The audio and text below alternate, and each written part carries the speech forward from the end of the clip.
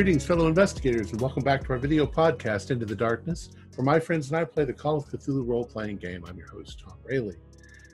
The scenario is Failed Prospects. Our collaborators were Tyler Hudak, Morgan Llewellyn, Oscar Rios, Jason Melnichuk, Zane Fleming, and myself. I will be the keeper for this playtest, and this is episode 6.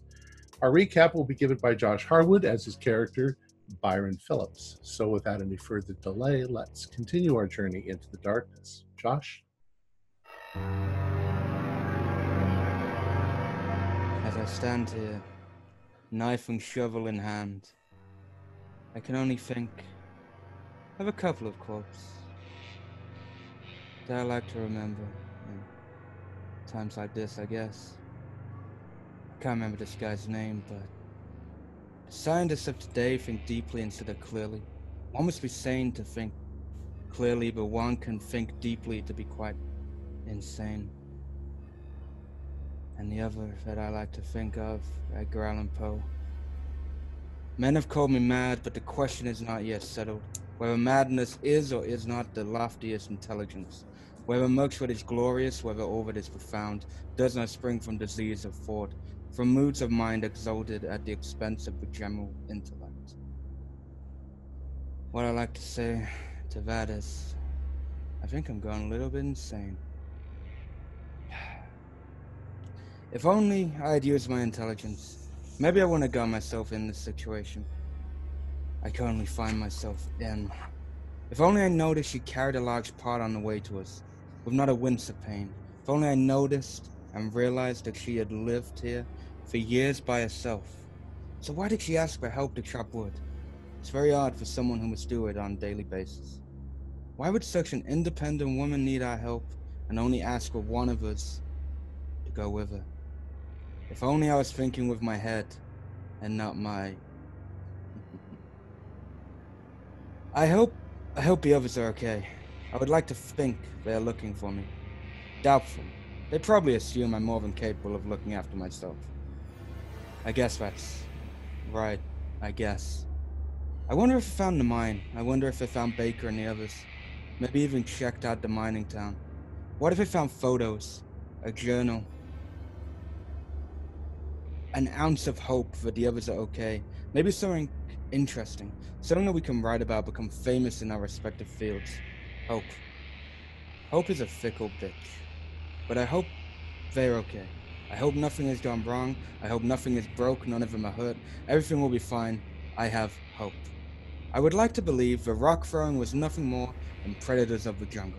Nothing that would do too much harm to the others. Predators.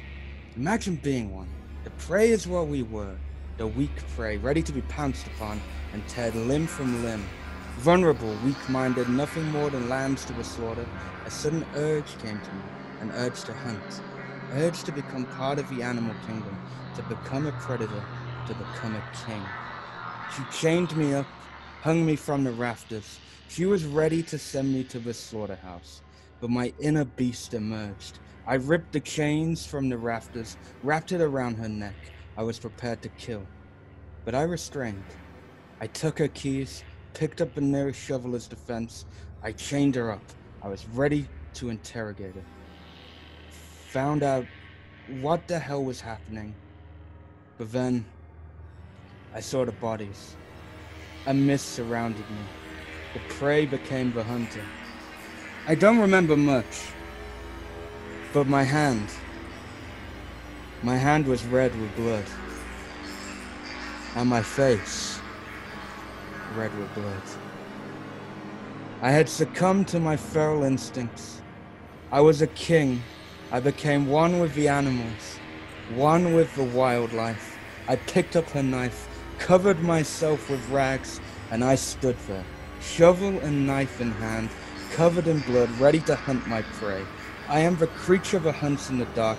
I am the demon of the hollow. I will stalk my prey. I will tear them limb from limb. I am the curator from the deepest depths of this godforsaken place. I am the king. I am, I guess, Jane. Outstanding. That was dynamite.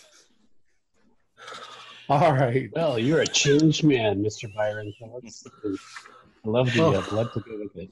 Well, after that, I'll talk. We'll do Byron a little bit first. You emerge from the cabin. It's still very early in the day. The blood dripping from you, pooling at the doorway where Jane lies inside. Looking around, you can see the garden that she was working on, the wood that you were chopping, and to your right, you can see the direction that would lead back to Site 4 in Sheecha Hollow, not because there's a path, but because you remember that's where you came from. What you can see is a very clear path heading somewhat to the north, the straight ahead of you. You can only assume by sort of figuring out if the camp was there and the mining town was there, this path might actually lead straight to the mining camp. Is there anything else you want to do while you're here? No, I don't think I am in the mental state to even warrant looking around or anything. So he is going to start walking in a direction he is certain will lead him to a campsite or wherever. But as he walks, he will occasionally stumble to the ground as if he's about to run off like a beast. Okay. Are you heading towards the place where you came from, Camp 4, or are you going towards the mining town? I guess I would go to Camp 4, I think. All right. Yeah, all right. You would go to Camp 4. So you are heading towards Camp 4. Yeah. It takes you only about 30 minutes. And the reason why is because you find yourself swiftly running at moments. You run and you duck down. You run and you duck down. And you feel very much like you're becoming part of nature. The animal instinct is there inside you. You've studied so much biology. You've always had a kinship with nature, and now something's been released inside of you. And very shortly, you come upon campsite 4. No one is there. Okay.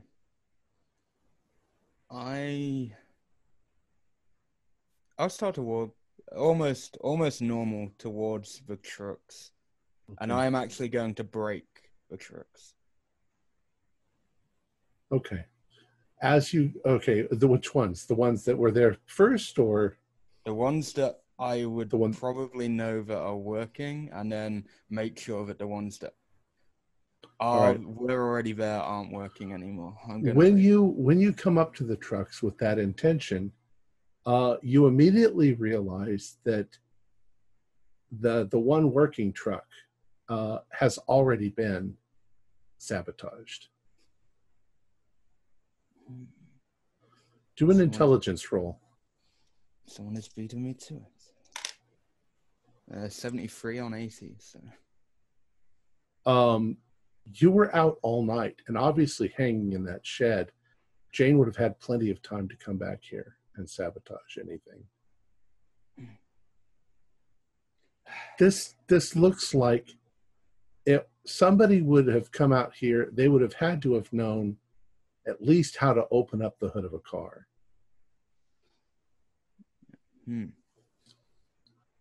Jane, that fucking bitch.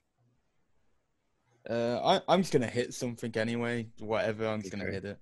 And then I'm going to see if I can scavenge anything and then head off towards the mining town. Okay. You can find anything that the guys left behind. There are in fact some poles in the back of the older trucks for tents. There are Do a luck roll. I'm gonna snap for poles or attempt to. 54, which is a fail on the luck. So. Okay. So you don't find anything more substantial than the pole. Okay. Yeah, I'm gonna break the poles, whatever. And then when I do head to the mining town, I'll stick to the trees. Well, when you break the poles, you do end up with one kind of sharp, pointy stick. I will take All right. a sharp, pointy stick. All right. And you're heading towards the mining town. Yeah. All right.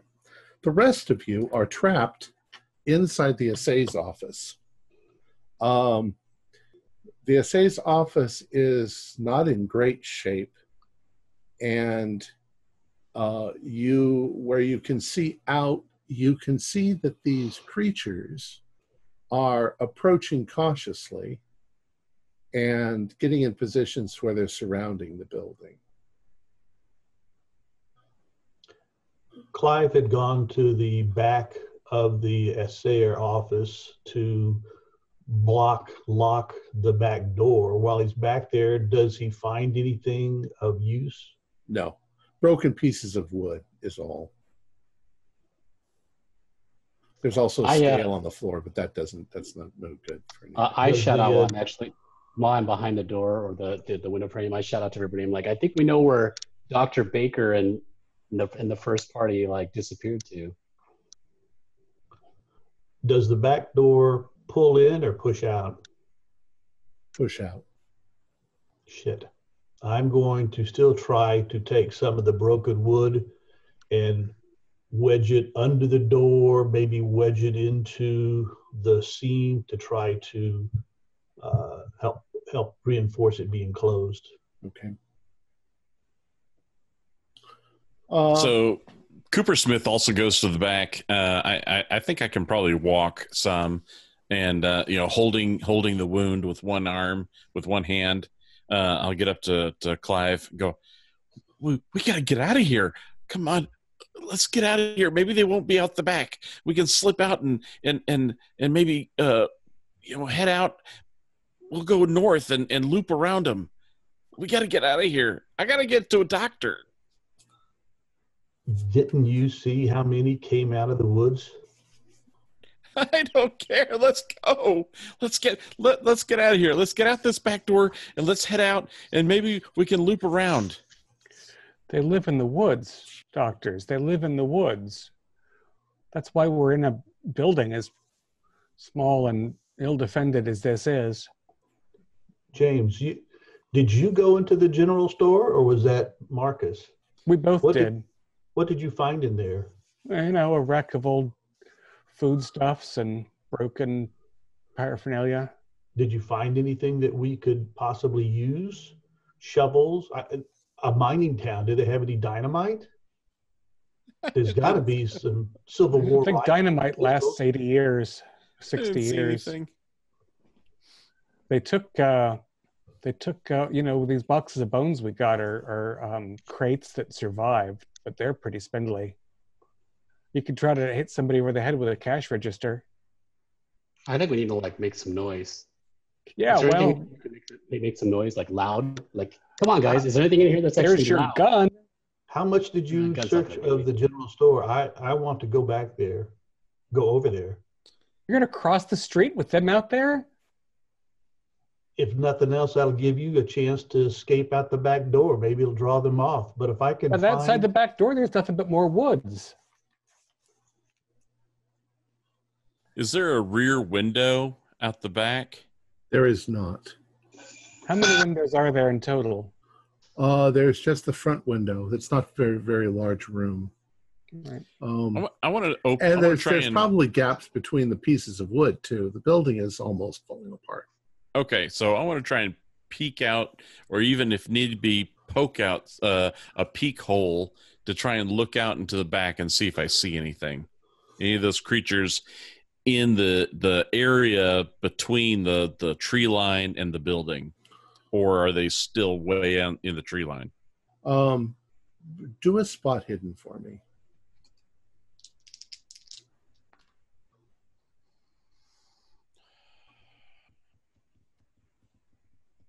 I'm so low on luck. All right, no, I failed. All right. Yes, you do see a number of these things have come out of the woods, and they're approaching the back of the building. They're probably within 20 or 30 feet of it. Okay. Oh, God, they're coming. Oh, God. I'm going to go to the front of the assay office and look out that window and see if I see anybody. All right. Same thing. Do another spot hidden for me. And Clive is up there too. You can do a spot hidden as well. Oh, God. I'm panicking. I don't see anything. I'm like, right. Oh, God, I want to get out of here. Well, you see more of the creatures out there. Dr. Rathmore, you've been waving that gun around, scaring the heck out of me and Byron for 2 days. Why don't you use it? Yeah, because I've already shot and like didn't do anything, and I don't have any Shot bullets. to miss. You shot to miss. Show them what a gun can do. They Dr. think Hall, we're did you pass? defenseless. The creatures are still coming, right? Yes. Yeah. All right. Dr. I Hall, open did you up the pass? front. I open up Yes. the front door and I start running northward towards the mine. Okay. I start running to try and there get you away. go. Well, All right. Clive was at the door, and that's what he was listening and ready to go. So either James bolts past me or he's following me. I think James is going to shove past you. However, let's get Right. back to the roll that I had you make, and then I never Right. did. Regular. You notice that there seems to be two different kinds of these things. Now, most of the ones that you're seeing are fairly large. They've got horns and spikes on their bodies, and they've got these fairly primitive looking spears. But there's a couple of other ones in amongst them.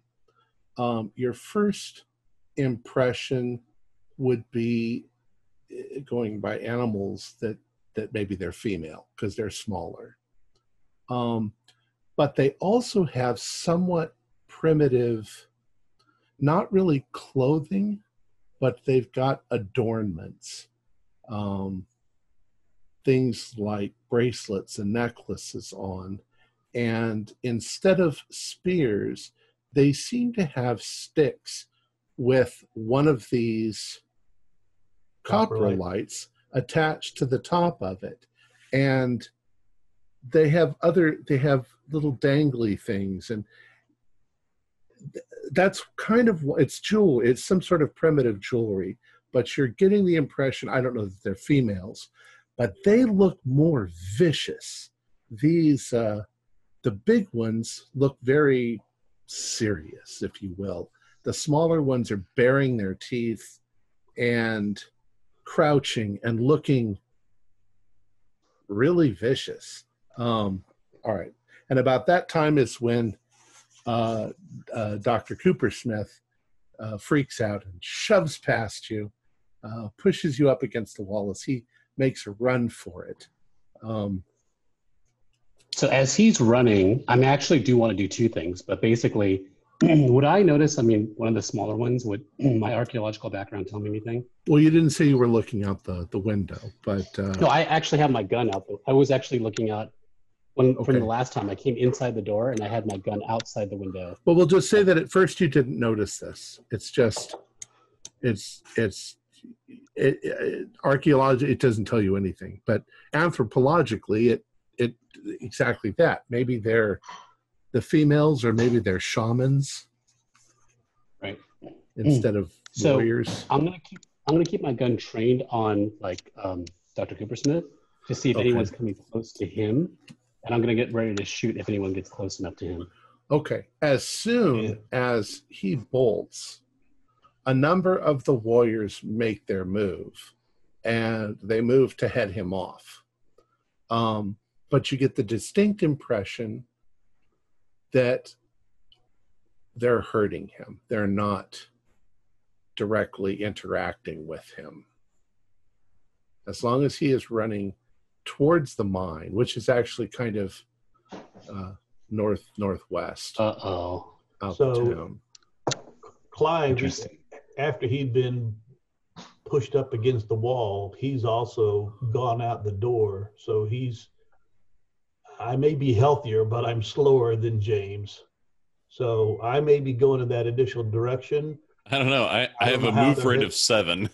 I'm 6. Oh, okay. Yeah. So while I may be going in that direction, I turn off to go into the general store. I'm looking for items. Okay, you'll have to cross the line of these things, because they're between you and the general store. Yeah, I at this point I shout out. I'm like, stop! Everybody, stop running everywhere! Because I can't. Like I'm gonna. I'm So like- I see. I'm in my flee panicking. mode, and I'm just Yeah. trying to flee. My intent is head north out of town on the road that I'm sure goes towards the mine, and at my earliest convenience, I want to try and hook off the road and try and loop around so I can get back to Site 4. Marcus, what are you doing? Giving up on any of these people to behave reasonably. So Been stabbed. you were wounded. So there's in the essay's office, it's a fairly small building. There's a window in the front. There's gaps in the walls. There's a counter. There's a counter. There's a broken scale. Are there any other implements around? There's a chalkboard on the wall. Chalkboard on the wall. Maybe some melted chalk. All right. I'm thinking, since I can't convince Rathbore to use his weapon, I'm going to fashion my own. I've got magnesium tape that will burn bright, white, hot, and scary.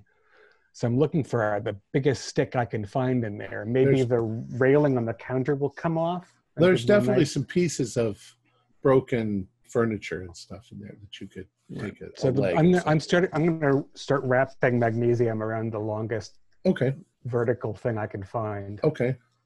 Yeah, easily you find something. There was an old writing table or something that's been damaged, and you just pull the leg off and do that. That takes you all of one round, a couple seconds to do. And Harold is in the doorway trying to figure out who to save. Right. No, I'm not in the doorway. I'm actually on the windowsill. You're on the windowsill. Okay, so you're on the door's windowsill. wide open. And Clive, you've stepped out. Clive and Dr. Rathmore, you suddenly see one of these shorter things start running north towards, well, not really towards, but in the same direction James is. It's chasing James. One of the warriors breaks off along with her and starts running in that direction. Okay. I shout out saying, stop! See if they get any reaction. Is there any reaction? No reaction. So, I don't like wanna I shoot, said, I have angled to the general store, and if there's any of these creatures in front of me, I'm going to try to, I've got my trowel out, so, it may not be menacing, but I'm trying to dodge past him into the general store. Well, you're actually going to have to run right towards a number of these warriors and the shaman or female or whatever it is. Translation: you're not getting around anybody. You have to go through them. There's literally between you and the store. If you start making a move, the spears come up like they're getting ready to throw them at you. But you notice the little one holds the stick up and it starts to make movements in the air that almost look like it's doing some sort of a primitive dance. Do a power roll.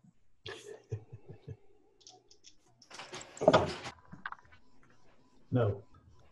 Okay. As you move forward, you suddenly you're sort of racked with pain. And you almost feel like you're like arthritis in your joints. they start to lock up as you're standing there, and the pain only continues to get worse as this thing moves and shakes the stick at you. Can I light my magnesium and charge out? Okay. I'm yelling out. Now's a chance to escape. Then I'm, Right.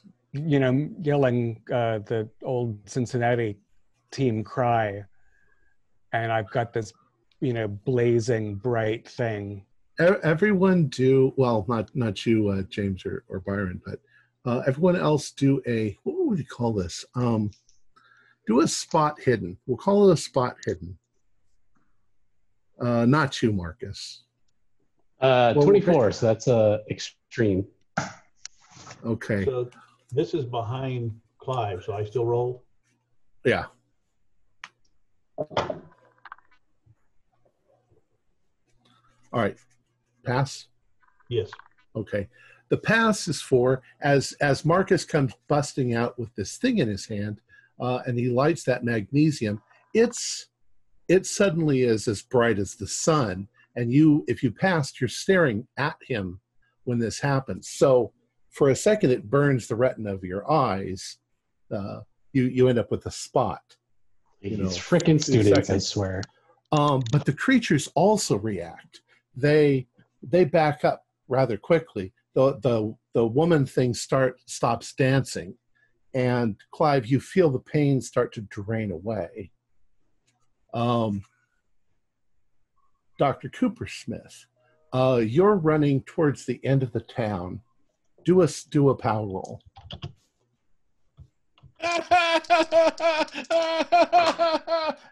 Ooh. Oh. Yeah. Hard success. Okay. Maybe it's the adrenaline or whatever, but the shaman that's chasing you also begins to make movements, and you feel kind of a slight nausea just for a second as you're running, but then it fades away. So you're running, and if you look back, you can see the warrior and the shaman chasing after you. And I try and quicken my pace. All right. We'll sync up our times now. Byron, as you are making your way through the woods, off in the distance you hear a gunshot. And it's coming from ahead of you.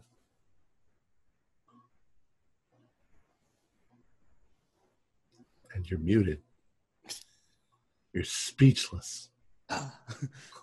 I stick to the jungle, to the hollow. I stick out of sight. If I have to, I start going prone. I don't care about the dirt. I'm one with this hollow. I don't give a shit about it. All right. It takes you maybe another 15 minutes, and you can see off ahead where the forest sort of clears a bit. You can see a couple of structures. You're pretty sure you're looking into a town. It's still a long way off, maybe 300 feet.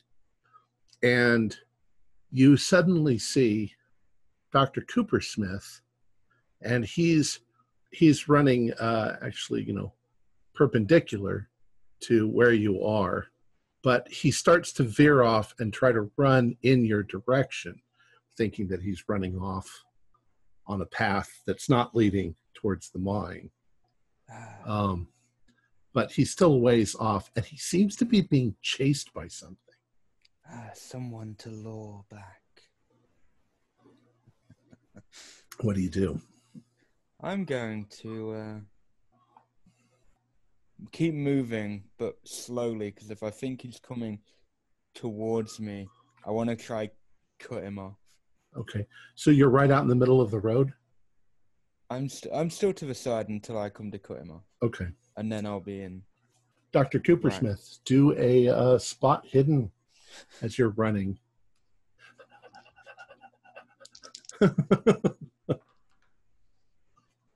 No.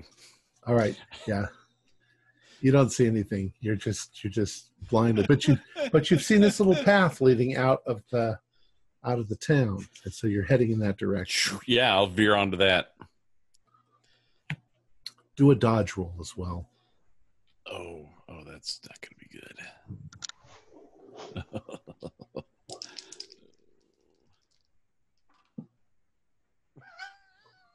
Negative. No. All right. So you're running, and a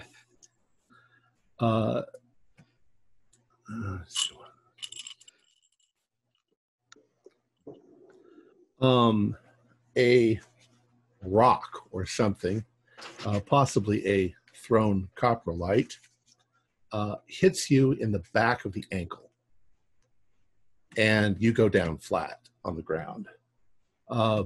Byron, you see this, and you see these two lizard creature dino men running up behind him, one with a spear and the other one with a scepter. Okay. Looks like a club. Okay. So I have like my knife tucked away, so I have my shovel and my pointy stick out. And none of them have spotted you yet. And I will get as close to Cooper Smith as possible. Then I will jump out, being like, I am the king of this hollow, leave, and I'll be as loud as possible, and I will be waving. I've just crazy nonsense in front of these All right. creatures. So, James, you're there. You look back in terror.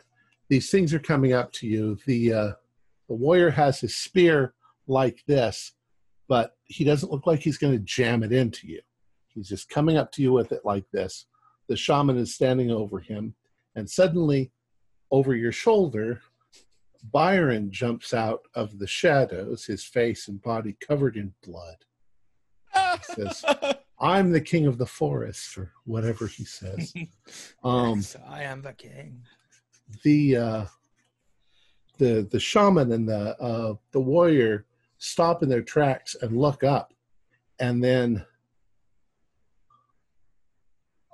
immediately the warrior, he's got you sort of covered. He steps forward and he puts his foot on your wrist, and then gets ready to chuck the spear at Byron. The shaman comes up to you also, and she looks like she's making some sort of symbols over you. Okay. Can I kick at the shaman? You can if you want to, but you've got the guy right over you with the spear. Yeah. I mean, he's standing on my arm, and so my other hand is probably like grabbing his ankle, but stabilizing myself that way. I want to, pivot on my hips and start kicking at the shaman. But before that happens, I've been training my gun on this whole situation because I've been following James.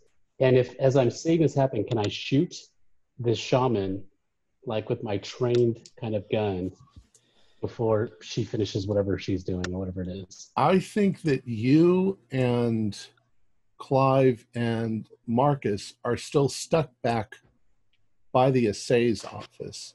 James has gotten to the end of the town and turned a corner and gone down a path. So the town is not even in visibility, right? Right. Well, the town is right behind you. You haven't gotten that far down the path, but they can't see you. But you not can't the assayer's office. Right. Yeah. Okay. Yeah. By the way, Byron is going to run like a wild animal towards, and he is going to throw the wooden stake thing at the one with that looks like it's about to throw something at me. All right. But you're going to try to kick the shaman. Why don't you go ahead and do a brawl roll? Whatever they call it.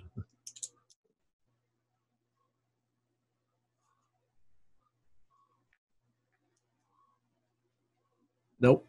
Yeah. She got a 47. So you kick at her, but she's rather agile and sort of leaps out of the way. And she makes a few more signs, and everything seems to sort of go black for you. Let's jump back to the others. We'll get back to your throwing your spear in a second. Marcus, you have this brilliant light. The creatures don't want to stare at it. You guys don't want to stare at it. Where are you heading? Well, it's not going to last very long. That's the problem. Right. It's bright and hot, but it's brief. But it startled them. They can't look at you. So right. So I'm gonna. You very likely could run past them to the general store if that's where you wanted to go.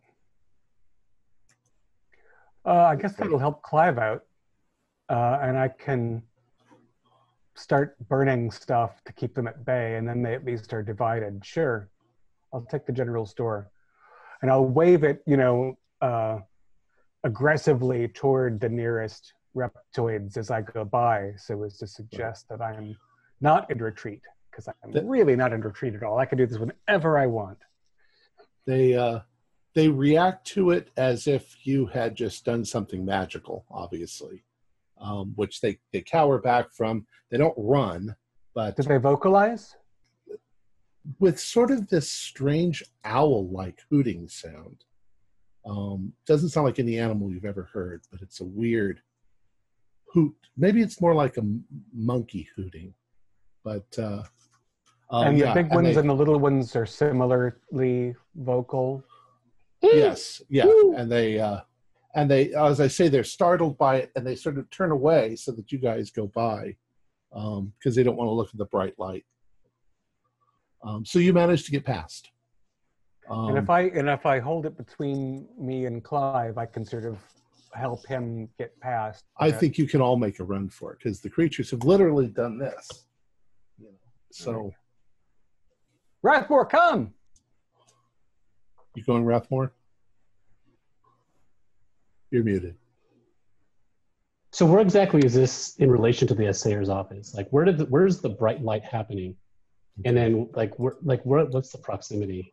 Like, I'm just trying to get the bearings of they're where they're across the cowering street from each other when there was a street at a little bit of an angle. And it probably wasn't a very wide street. It's probably a little more than a wagon's wide. Right. Okay, so see, you were at the assay's office down at the bottom,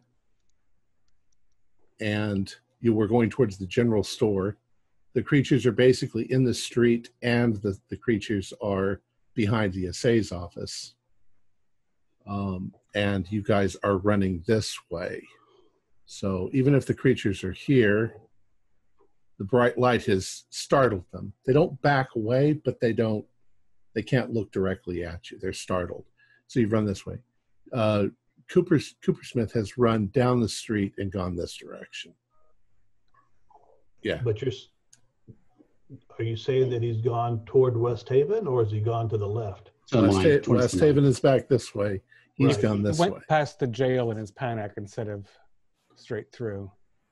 He actually doesn't realize it, but he's heading towards Jane's cabin, which is where Byron's come from. Okay. Okay, so I'm going to pop out, quickly go through the door, and then, gosh, they're all over the place, right? Yeah. To the store, let's start a fire. Where's the shamans? Like, how many shamans? Like, I look around quickly and I see, like, how many ones are small? There were only the two of them, and one of them has chased after James. So. And how close is the other one? The other shaman? Right out in the middle of the street. So maybe if you're going to run out of the street, maybe 10 or 15 feet is all. So I'm going to come follow everybody, but I'm going to keep my gun trained on the shaman as I'm running down that main central. All right. Since you're right behind Marcus, none of them are looking at you. They're having to avert their eyes because of the blinding white light of the magnesium. Okay. And I'm going to run, and I'm going to get as close as I can as I'm running past. I'm going to shoot the shaman.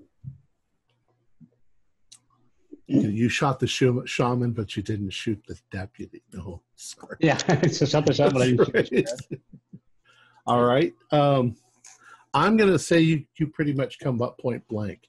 So roll for your firearm just to see if it malfunctions. That's all.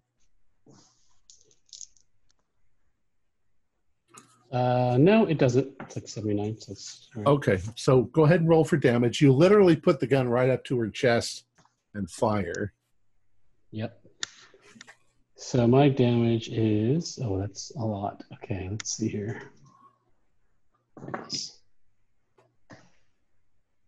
Oh, your head disappeared. That's, I know, 9 points of damage. Right. Oh, it's point blank. So you get 9 points of damage plus you get a full damage. So really, you do 18 points of damage. There you go. You literally blow a hole in her chest. Her body splatters, falls back, and it takes the warriors a moment to realize what's happened. And I assume you continue on towards yes. the general store.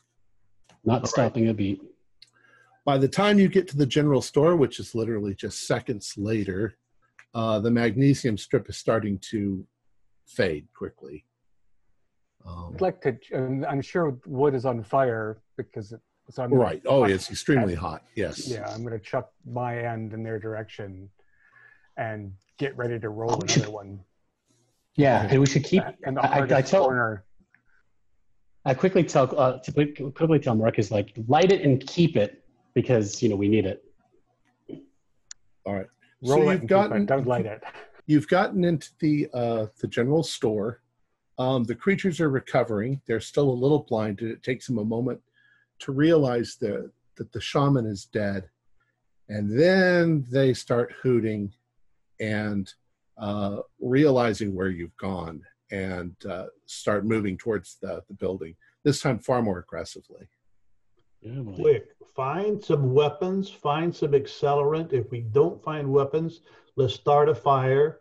If nothing else, maybe we can draw them in here and trap them, but at least we have a signal to maybe bring anybody here. Maybe it'll get Brian here. Maybe the Indians from the reservation will see it.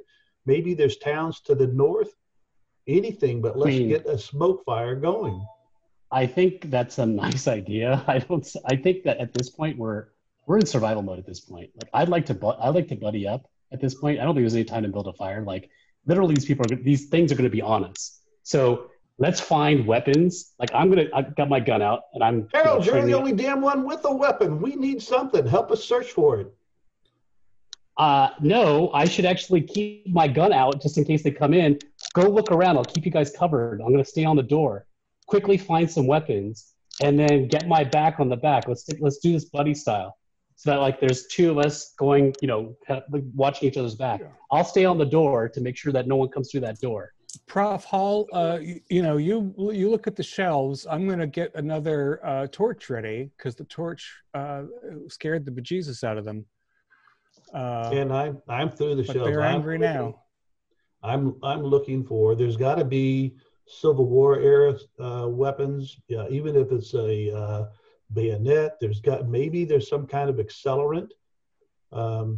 60 plus years old, but there's got to be something in here that he's digging for. All right, Clive.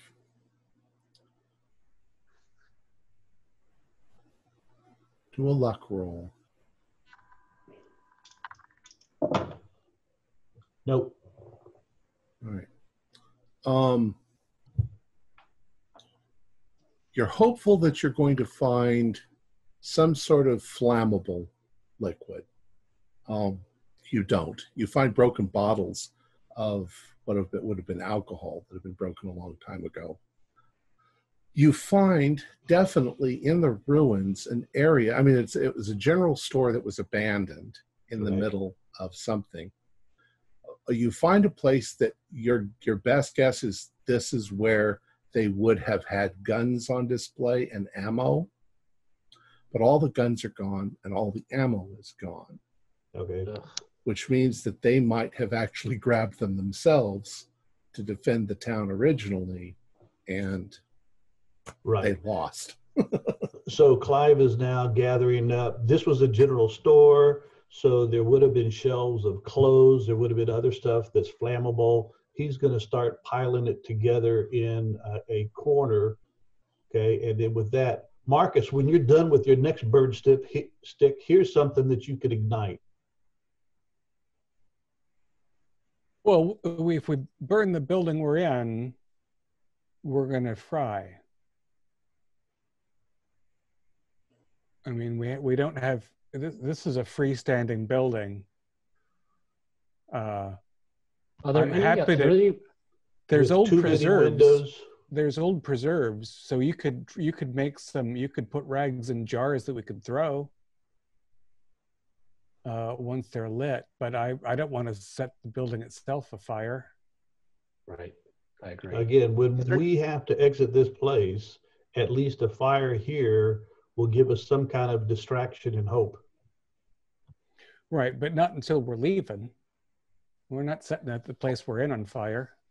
Also, like, if we light the thing on fire and we leave the place, I mean, they're going to follow us. Like, that's not going to be much of a distraction. Like, I can't imagine they're going to be like, oh, there they go. We're going to keep going in the building where the fire is. Like, I just don't see that happening. Like, especially considering their movements, right? Harold, like I said, if we can draw them in here, but if we cannot draw them in here, and with all of these, look at that big bay window at the front of the store. The door, they're easily going to get in here. And I'm already looking for a back door at the same time. You can already see that they're approaching outside with the intent probably of rushing you guys.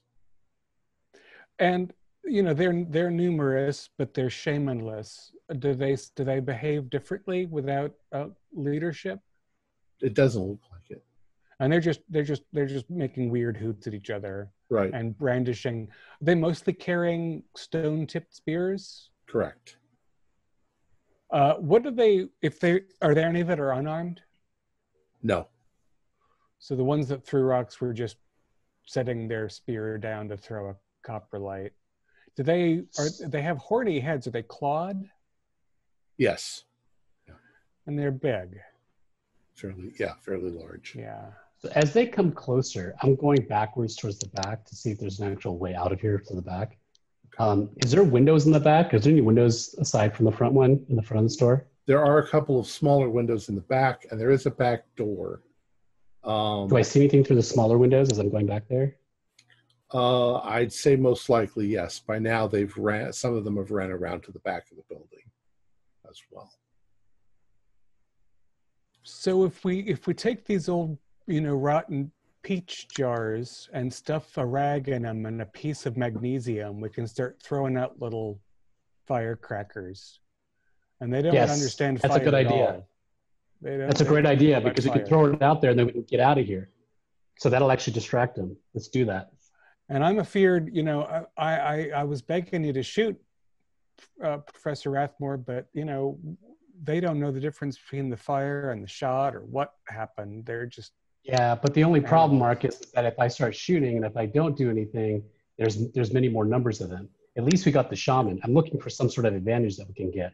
I don't know if I can actually keep shooting each one of these guys. We got to figure out a strategy here to get out of this mess. Yeah. They probably can't see too good yet either, but they will. All right, let's jump back to Byron. Byron, you rush forward at the warrior. I'm sorry, that's not what you said. You threw the stick at him. Do a the brawl brawl roll. I am running as well as I throw it. Okay. That is just a pass. Okay. He got an 06 on his dodge. So basically, he catches your stick in midair and flings it to the side and moves forward to you. You can see that Dr. Coopersmith has stopped moving. And the shaman is looking up at you as the creature is moving forward. It doesn't look like it's attacking you. It looks like it's having a standoff with you. I am Jane, and I pull out my knife and I lunge at him with my knife. Okay. He's then going to try and kill you with that. Yeah, I know. I'm just insane at this point. Again, just a pass. What is... He got a 15. So as you move forward, he's looking at you like, this is somebody who's completely inexperienced in fighting. And he just jams the spear into your shoulder. He's going to do 5 points of damage as he does it. Jesus Christ. Oh, God. I'm on 2 HP. Okay. And you're kind of skewered on it. So he pushes you back, trying to trip you so that you fall to the ground. That's a major wound as well, isn't it? Yeah.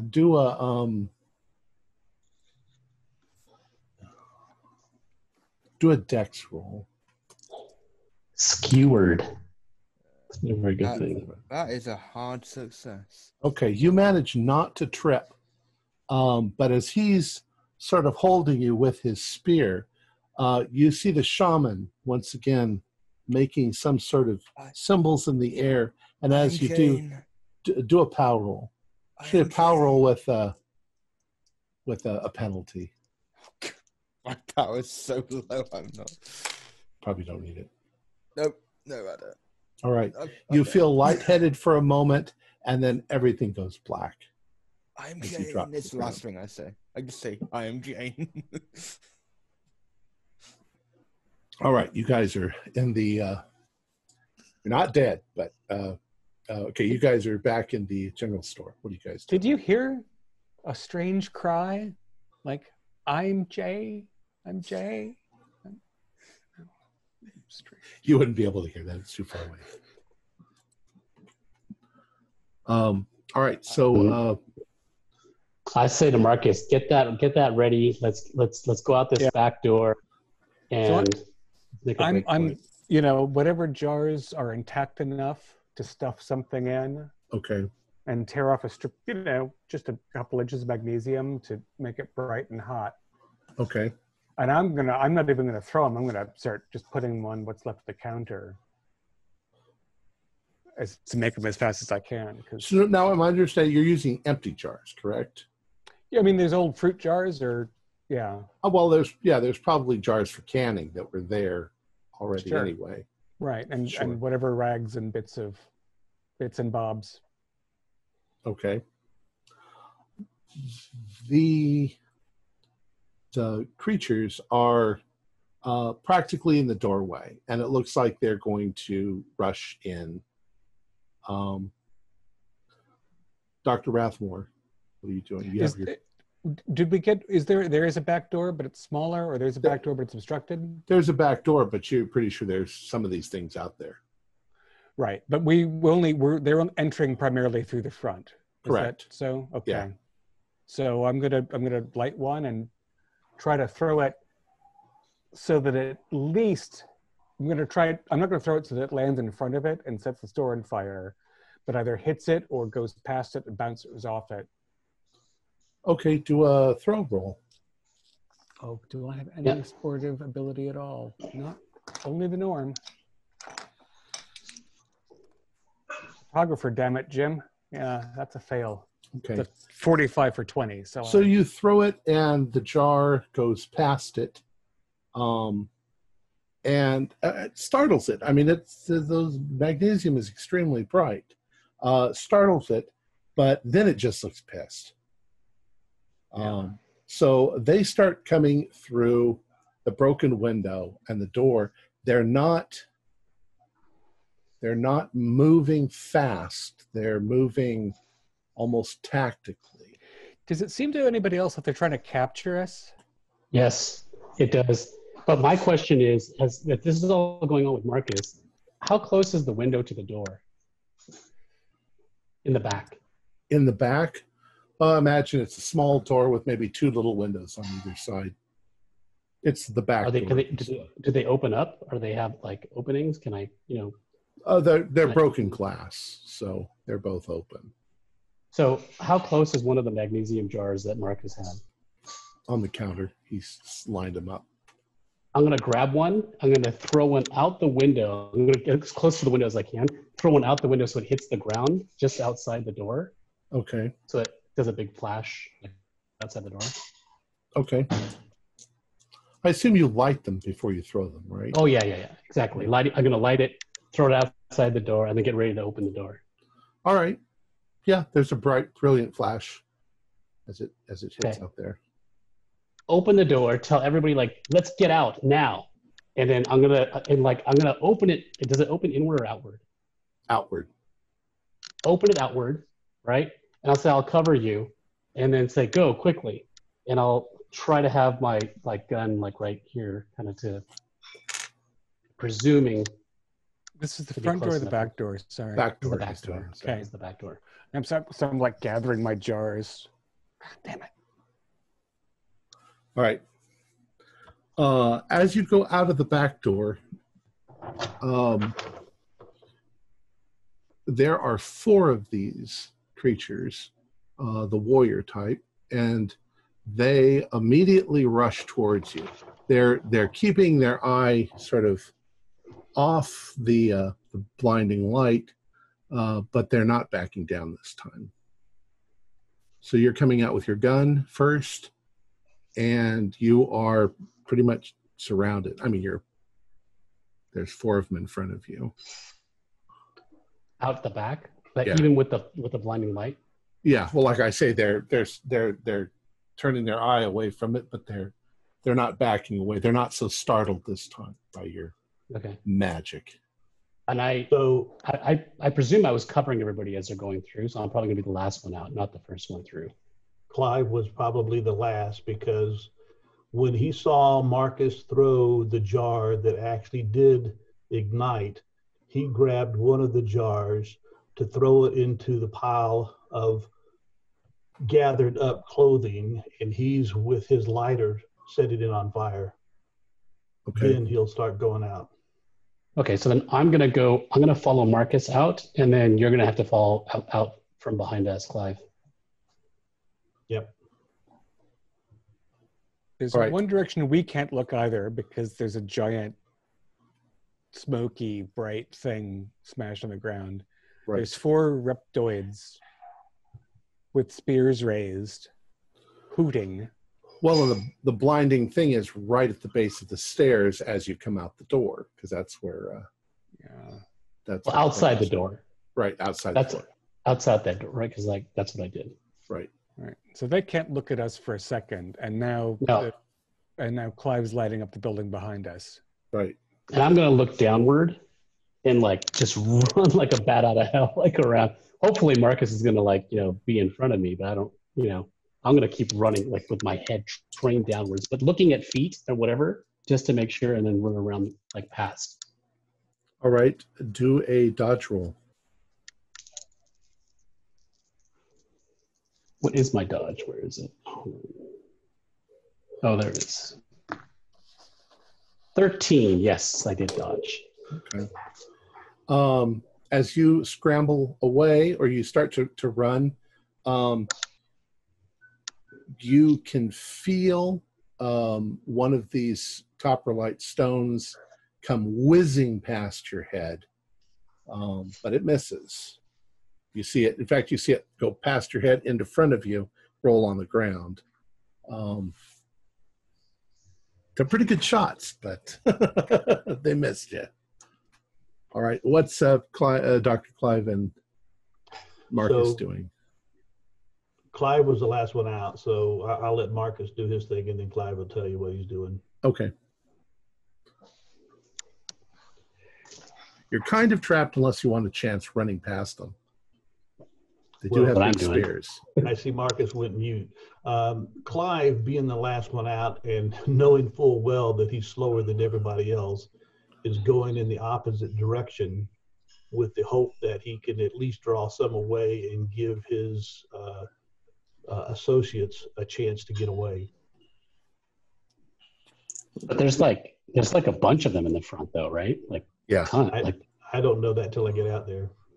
No. If you're going, I was confused. Even left or right from the back door, away from where you went, is a different direction. Correct. You're going out the back. You're going out the back door, right? I'm going out behind you. Oh, okay. You went left. I'm going right.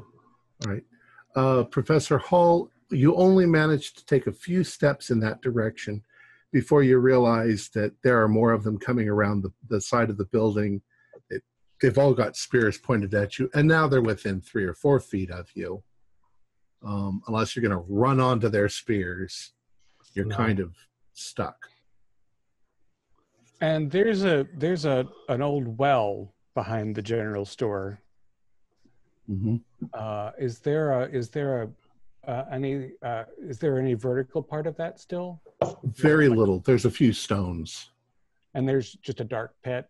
Just a hole, yeah.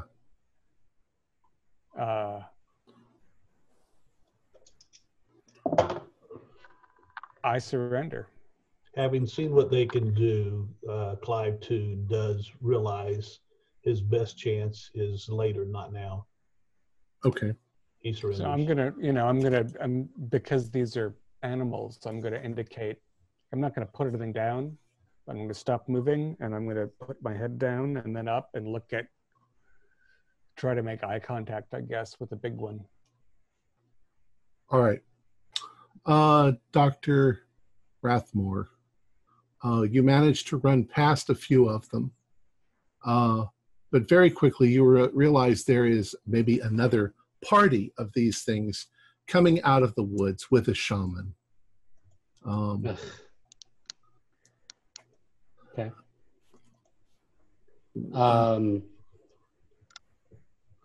which direction? From my left or my right? From ahead of you. Your only options would be to run back between the buildings and out into the street or into the woods. But either way, you're not getting away as far as you're stuck. Okay, I'm gonna go out and open. At least I'm gonna. I'm sorry, say that again. I'm gonna go out into the open. Okay. No, I'm not gonna go into the woods. I'm gonna go straight. Okay. Open. Well, you're running towards these things then. That's what you're saying? Yeah, well, I mean, before I make that final decision, I look in the woods, but they're coming out of the woods too, right? Yeah, there's other ones in the woods. These things have you guys surrounded. Okay. Yeah, no, I'll go out to the middle, the clearing, whatever in the middle. Are you acting in any way aggressive, or they've pretty much got you surrounded with spears? Yeah, no, I go out to the middle and I hold up my gun like this. I'm just holding up, and I'm looking around to see if anyone's making any one of them is making an aggressive gesture or anything. Well, all right. Dr. Hull and Marcus, you guys are behind the building. The creatures have come up to you. You can't see back out through the now smoking general store into the street. Dr. Brathmore, you are in the street, and what you see sort of through the crowd of warrior creatures, you can see a big warrior fellow and a shaman over there as well, north of you, and they are dragging Byron and Dr. Coopersmith. They've got some sort of primitive rope around their legs, and they're just dragging their bodies behind. The warriors dragging the bodies. You don't know whether they're alive or dead, but Byron's got blood all over him. And barely wearing anything. Yeah, and barely wearing anything. Are they driving us in that direction toward them? If so, Clive is going to try to go up to Byron, who looks the worst. And well, like I say, you're back behind the building, so you haven't seen that. Oh. You don't know that they're there. I thought they were driving us together. The shaman that was with Byron and Dr. Coopersmith moves towards Rathmore and doing some sort of a dance. Oh God! I'm gonna start shooting it before he can like before he gets into his thing. I shoot right away. Okay. That's what I would do. You fire your gun. The creatures. Let's see. All right. Go ahead and do your shot.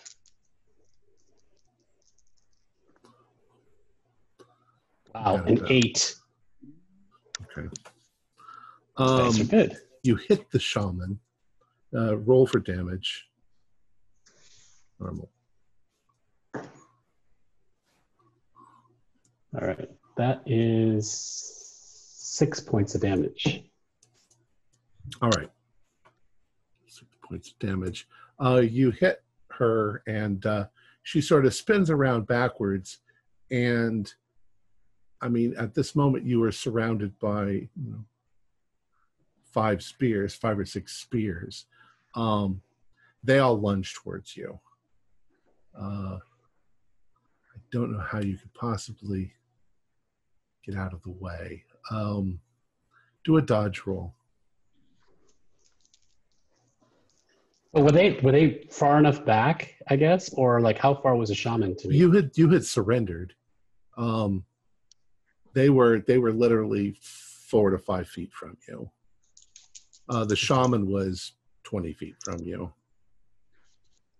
Okay. Let's see.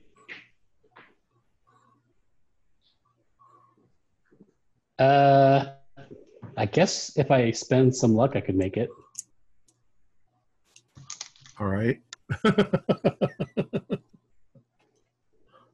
Yeah, if I spend luck, I can make it. I'm going to spend some luck and make it. All right. They only wound you. They jab you hard enough to where you probably drop the gun, and they kick you to the ground and sort of pin you to the ground. You're going to take 4 points of damage. And they probably beat you unconscious. That seems to be, at this point, you've killed 2 of their shamans. Damn straight. Marcus and Clive, the newly arrived shaman, comes running forward, and as she does, she makes certain symbols with her hand. Both have been brought around to the front. What's that? You're actually still behind. This is the one that was moving towards Rathmore, but he went out into the street. You guys are still behind the general store. Do a power roll.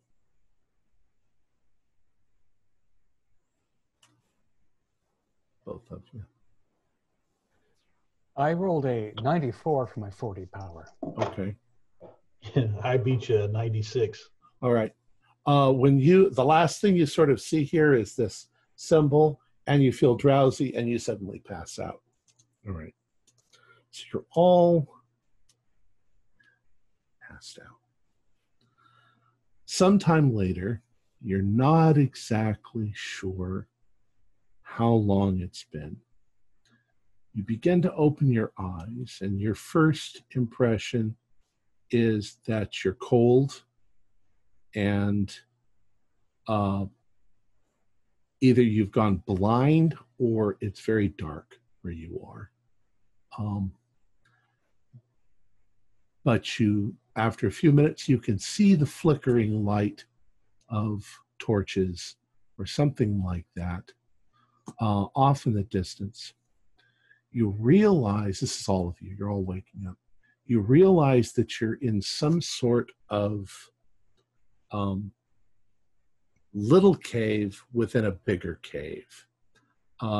It has pieces of wood that have been fashioned into kind of bars in order to make a cage. You guys are inside. You're blocked inside the cave with this door. You also smell. You can smell the smell of feces and sweat. And slowly you begin to realize that there are other people in this little cave with you. You're pretty sure that there are a few other people in here, though everybody in the room is sort of just leaning against walls and not doing anything. Now, I was uninjured when I was hypnotized. Correct. Am I You're in not any pain? not particularly. Maybe a little slight headache as you wake up. Am I clothed? Yes, Do I still have my boots on? you do. How about the bag, my backpack? You still have your backpack. Okay, that's something. You will all hear, I am the king of the forest. I am Jane. Just every few seconds, you just hear it repeated. I smell blood. Where are we? Are we able to treat them? What's going on? And Where are we? you're not even sure where they are. I mean, you know that it's not a huge cave. And we woke up lying on stone. Oh, We're yes, it's probably rock. dazed at this point. It's More rock and dirt than underneath awesome. you. So we're separated? I'm I presuming missed we're that. dazed. No, you're a bit dazed, but you're all in the same. It's just because it's pitch Cage. black. We don't know where we are. Right. Cooper Smith starts to sit up, favoring his shoulder. Like, what's going on? Where are we? What is this? I am Jane. I'm the forest. I think is that Cooper Smith? Yeah, Marcus? Yeah. I know that Clive, Professor Hall, and I think are alive. I'm here. But Wait. Keep speaking so I can crawl towards you. The king of I'm here too. I'm here too. Where is everybody? oh, good God, Rathmore, do you have your gun? Do I have my gun? No. Do you have No, they took it. your- who's whispering? Jane. That sounds like Byron. Is that Byron? Oh, it does sound like Byron. Is that you, Byron? I am Jane. What is he mumbling about? I don't What know. is I think this? he's crazy. He's gone crazy. Hey guys, let's get My shoulder's killing me. I want to crawl to the closest voices so I can actually get closer to them. I presume there's enough light to see just maybe barely in front of us, or Yeah, almost foot? not even that. You can see a twinkling of light off in the distance out of the cave, but But it looks like fire. yeah, it's the twinkling of fire. But God it's damn it, they have fire. I didn't think they had fire. I'm gonna touch to my wounded shoulder, even though, and then I'm gonna rip off a bit of rag and attempt to okay. just wrap To it do around. you can do a First aid. first aid roll. Dr. Rathmore, as you're sort of trying to crawl towards somebody, you put your hand on somebody's leg, and he says, "Mind your spot." Who are you? who is that? That's a 22 on 45. That's a hard. Oh, okay, yeah, so you can get 1 point back. Who the fuck are you? We're from the Who are University you? of Who is this? Cincinnati. Who is this? Cincinnati. This is George Lynch. This is Dr. Rathmore. Who is that? This is Dr. Lynch. Dr. Lynch. Oh, What are you doing here? Like, what's going on? How did you get in here? Those are very stupid questions, Professor. dear God, Rathmore. For blood. you must have come What is that? and gotten captured by these things. Yeah, tell us about it. What happened? Where are we? Do you know? I think that we're in the mines, It's cold enough. but this doesn't look like a mine. This looks more like a cave. How long have you been in here? I'm not sure. How the hell would he know? It's, Where's the rest of your team? well, Dr. Baker is over there, but Mike Baker's alive. yeah, but he's completely lost it. Henry's here somewhere. Martin. Clara's gone. Clara got Claire's lost gone? before we even got here. They took Victoria. Eugene. Some of them are dead. I am Jane. Who is that? Tucker. Tucker's gone. Byron. They were ripped apart, limb from limb. Have you Did been able Tucker to die the communicate same- with them? What, with the creatures? Yes. They're not interested in communicating.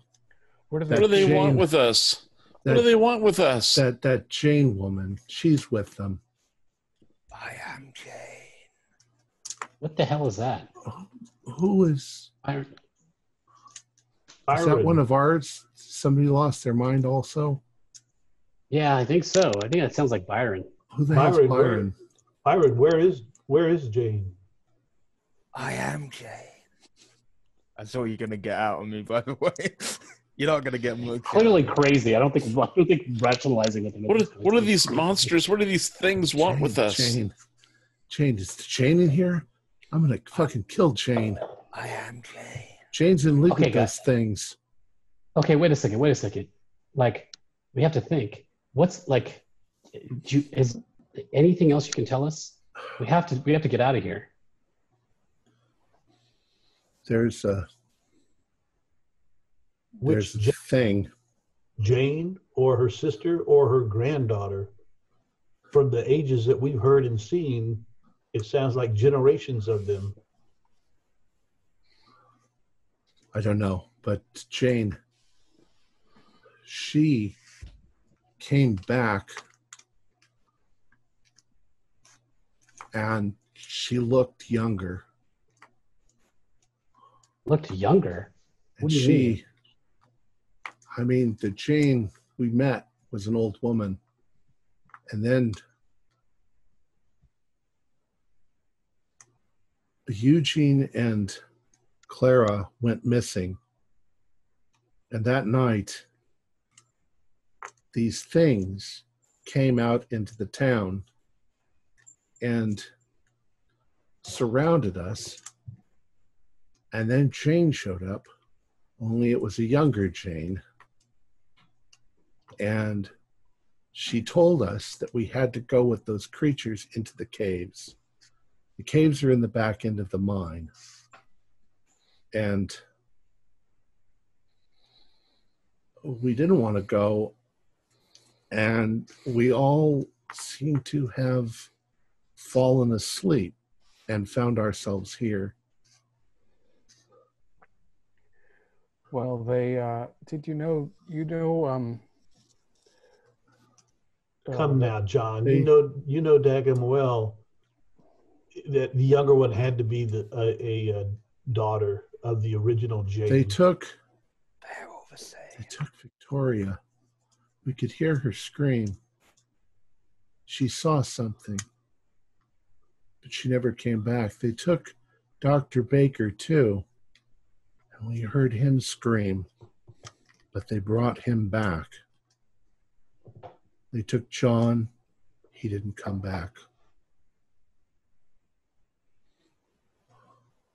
Now they're just waiting to take the rest of us, but they only seem to take one at a time. what are they feeding you? I haven't eaten. They're not feeding us. Mm. There are other Taking one ways at a to time. eat. Then we need to act now while we still have our strength. I think Dr. Whatever Baker that came action back. may be. Dr. Baker came back completely insane. Where is he? Is he here? He's there against the wall. You Obviously can't can't. really see him, but You can't see him, you right? can sort of see a vague shape. She and I were one with the hollow. We still are. What the hell is that? So whispering? describe the bars that have us caged in.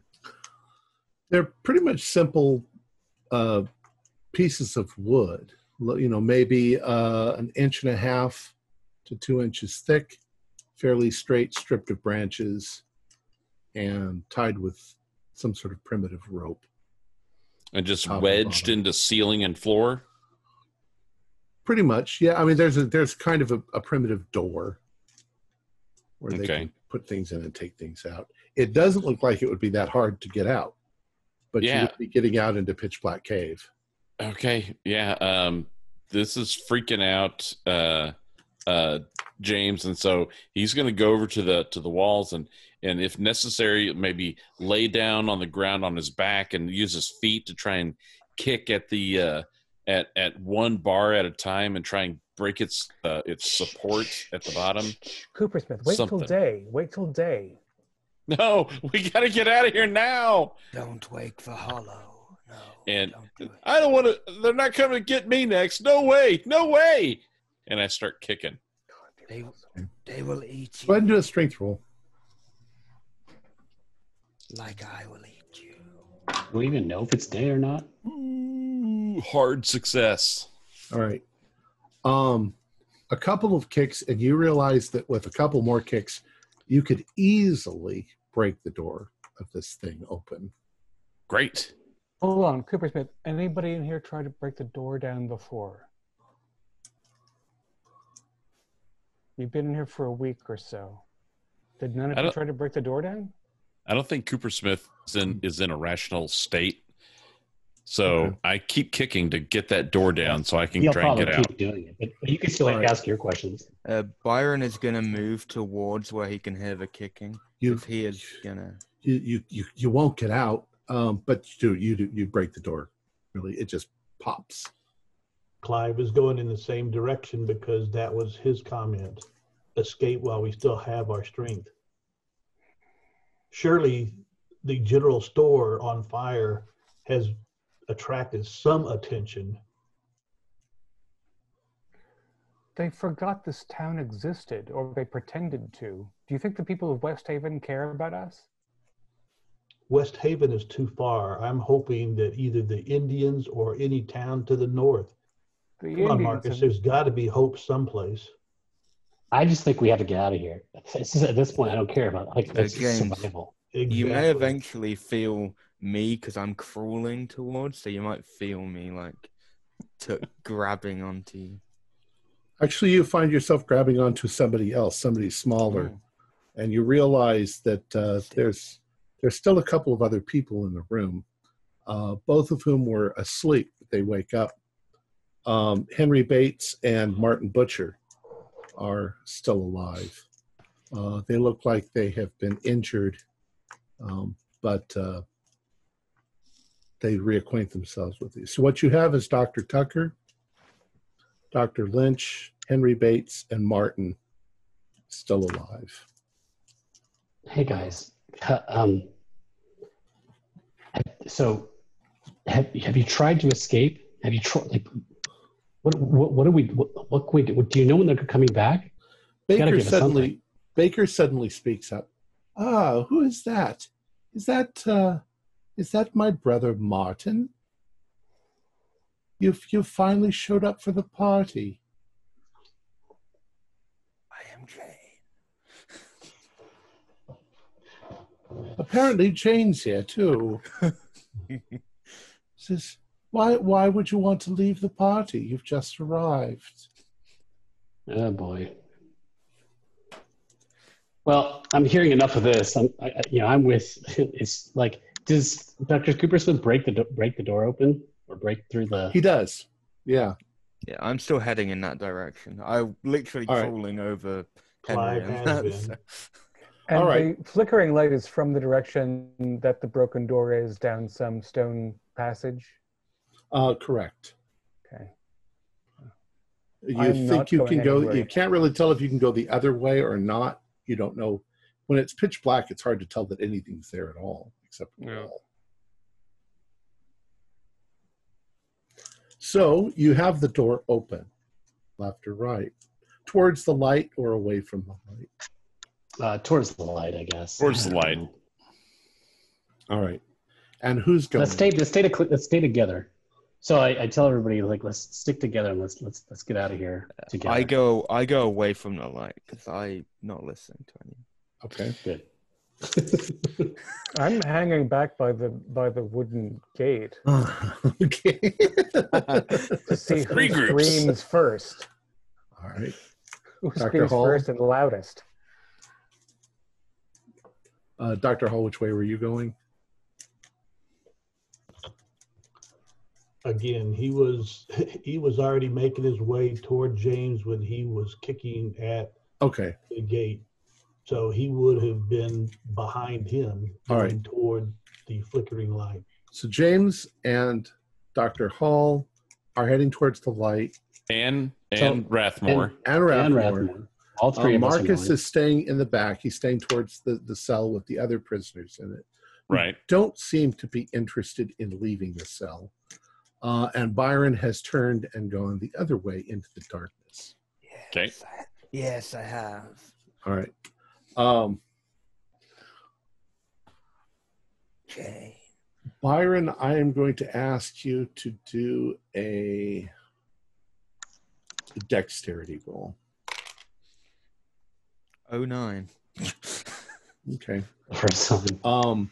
You find that you have to kind of walk along, putting your hand on the wall to make sure that you don't run into anything, because you can't even see your hands in front of your face. It's so black. Right. So you guys, you're moving that direction. Dr. Coopersmith, Dr. Rathmore, and Dr. Hall. You're heading towards the light.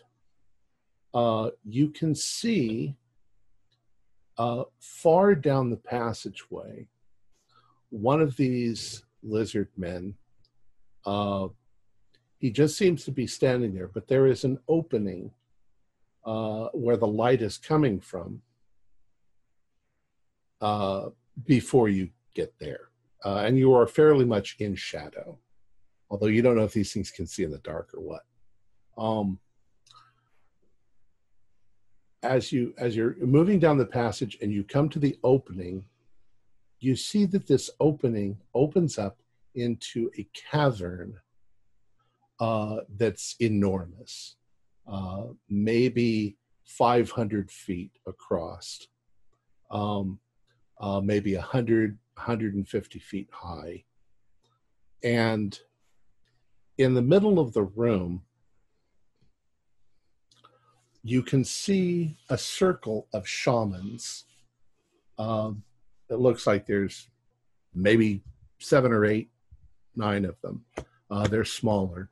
There are warriors around the outside of that.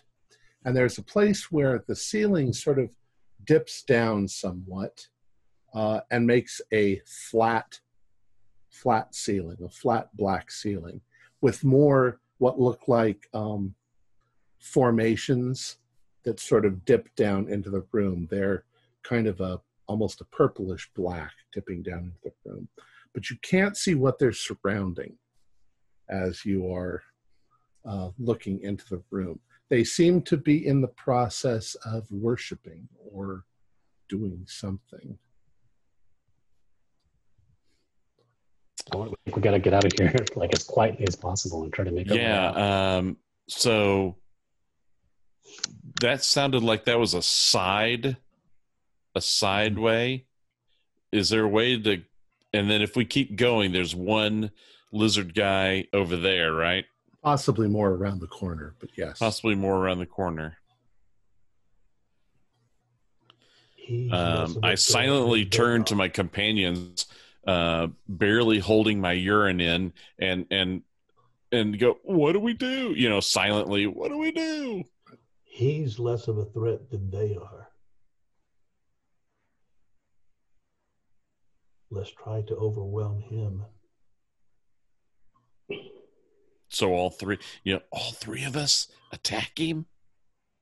So the question is that, like, from our vantage point, there's no way to get around him. We'd have to go, like, is there any way that we can slip around from basically where we're standing or where we are to slip by? No. And don't forget, he's got spikes all over his back and arm and everything else. So grappling is not a good idea.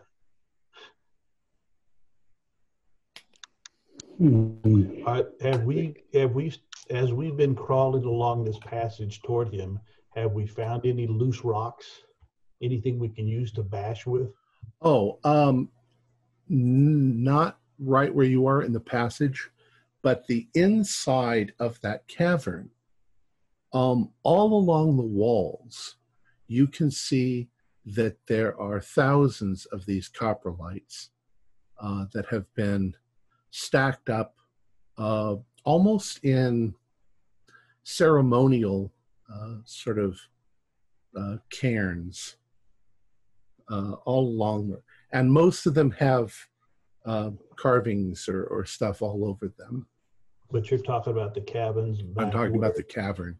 The passage you're in is relatively clean. But you're talking about the cavern where the shamans are. Correct. Oh, just had an idea. Is there any loose stones or anything like that? That's what he just asked. Oh, sorry. Yeah, nothing. I just had an idea. It's the same one that Cliff had. He's been repeating me all night long, so it doesn't surprise me. I have not. I've been doing everything as hastily as possible. I didn't want to burn the You can hear these shamans chanting in their sort of Hootie language. And how many shamans are in there? 7 or 8. You can't really count. They're taller than you, and they're in a circle. So there's looking back into that cavern and seeing that they're preoccupied, do I see a cairn of these stones? What's the farthest distance to the closest one? I'd say maybe 20 feet inside the cavern would be the closest one. And is there enough light from there with them surrounding this thing? Do I at least see a clear passage to this, or am I still in the dark? I think so, because most of the warriors are farther in than that. I will try to get some of those. Hey, what if we go back to the cage and use some of those sticks and grab them and be able to use them as makeshift spears, and we come back armed with those spears and attack this guard and get past him? It's worth a shot, because if we throw stones, there's no guarantee that he's even going to notice it or even care. No. Let's go and get something that we can hold on to. Those sticks were easy enough to break off. Maybe we can get something, fairly pointy and come back and stab them as we run by. But James, you even said that there was rope holding that gate together. Let's get some of these stones and tie the stones to those sticks and make our own clubs. Something. Let's do something. But we're in the I dark. gotta get out of here. I don't know if we're going to do that. Like, we don't have any light source. I just want a stick. Let's go back and get some sticks. Yeah, I'm with you. Let's go back and get some sticks. All right. Come on, Clive. Come on. I'll follow you, but at least get some rope too. And maybe when we come by this way, we can get some of those stones, and we have enough light to fashion a club. Yeah. Let's go. So we're going to head back in order to take some of those sticks that were being used as the cell bars and try and fashion them into at least a few spears and then some extra rope and sticks for Clive. All right. So while you're doing that, Byron, you are feeling your way along. You quickly realize that you've turned a corner, and then you've turned another corner, and you've hit a dead end, and then you've turned another corner, and now you're not really sure how to get back the way you came. You can see that there is light somewhere ahead of you, but it's kind of a fiery yellow light, like the flicker of torches. I must stay away from the lights. That kind of lights. Well, you realize then that you're just going to be hanging out in this tunnel. Yeah, I guess he will probably go against what he just said, so he will probably move forward. He's not exactly in the right state. You move forward, and you eventually get to a way where this passage opens up into a huge cavern. And when you look into the huge cavern, you can see that it's maybe 200 feet or so across, but maybe 500 feet side to side. You've come into the same cavern, but from the side passage. The shamans are all in the center. They seem to be in a circle, making strange hooting chants. There are warriors in the room, and you can see the room is lined with these coprolite stones. There's something in the middle of the room. It looks like a heap, a pile of something. You can't really see it too clearly, though you can see the glint of both white and gray, like bones, maybe. Do a spot hidden for me. That is a success. There's a couple of moments when you're looking between the shamans at this pile that there seems to be something. The impression that comes into your mind is as if there were people in sleeping bags, and they're like crawling around the pile in these sort of pinkish gray sleeping bags. You can even see what you think are like, the stitch marks where it's sort of quilted around in a circle. It's very strange. You don't see people, but they're sort of inching their way around. And then you realize that what you're looking at are maggots, but they're gigantic maggots, like 6 or 7 feet long. You can do a sanity roll, as if it matters. As if the dead giveaway of him saying Jane's not enough. Like 99. Oh. Do a 1d8. Sanity. Haven't you gone past your Oh yeah. sanity? 5. 5. Yeah. Do an intelligence roll. Fail. I got 38 on 80, so You passed. yeah. How horrific. All right. Go ahead and do a 1d8 for me. We'll see what happens. 5. Fuck me. All right.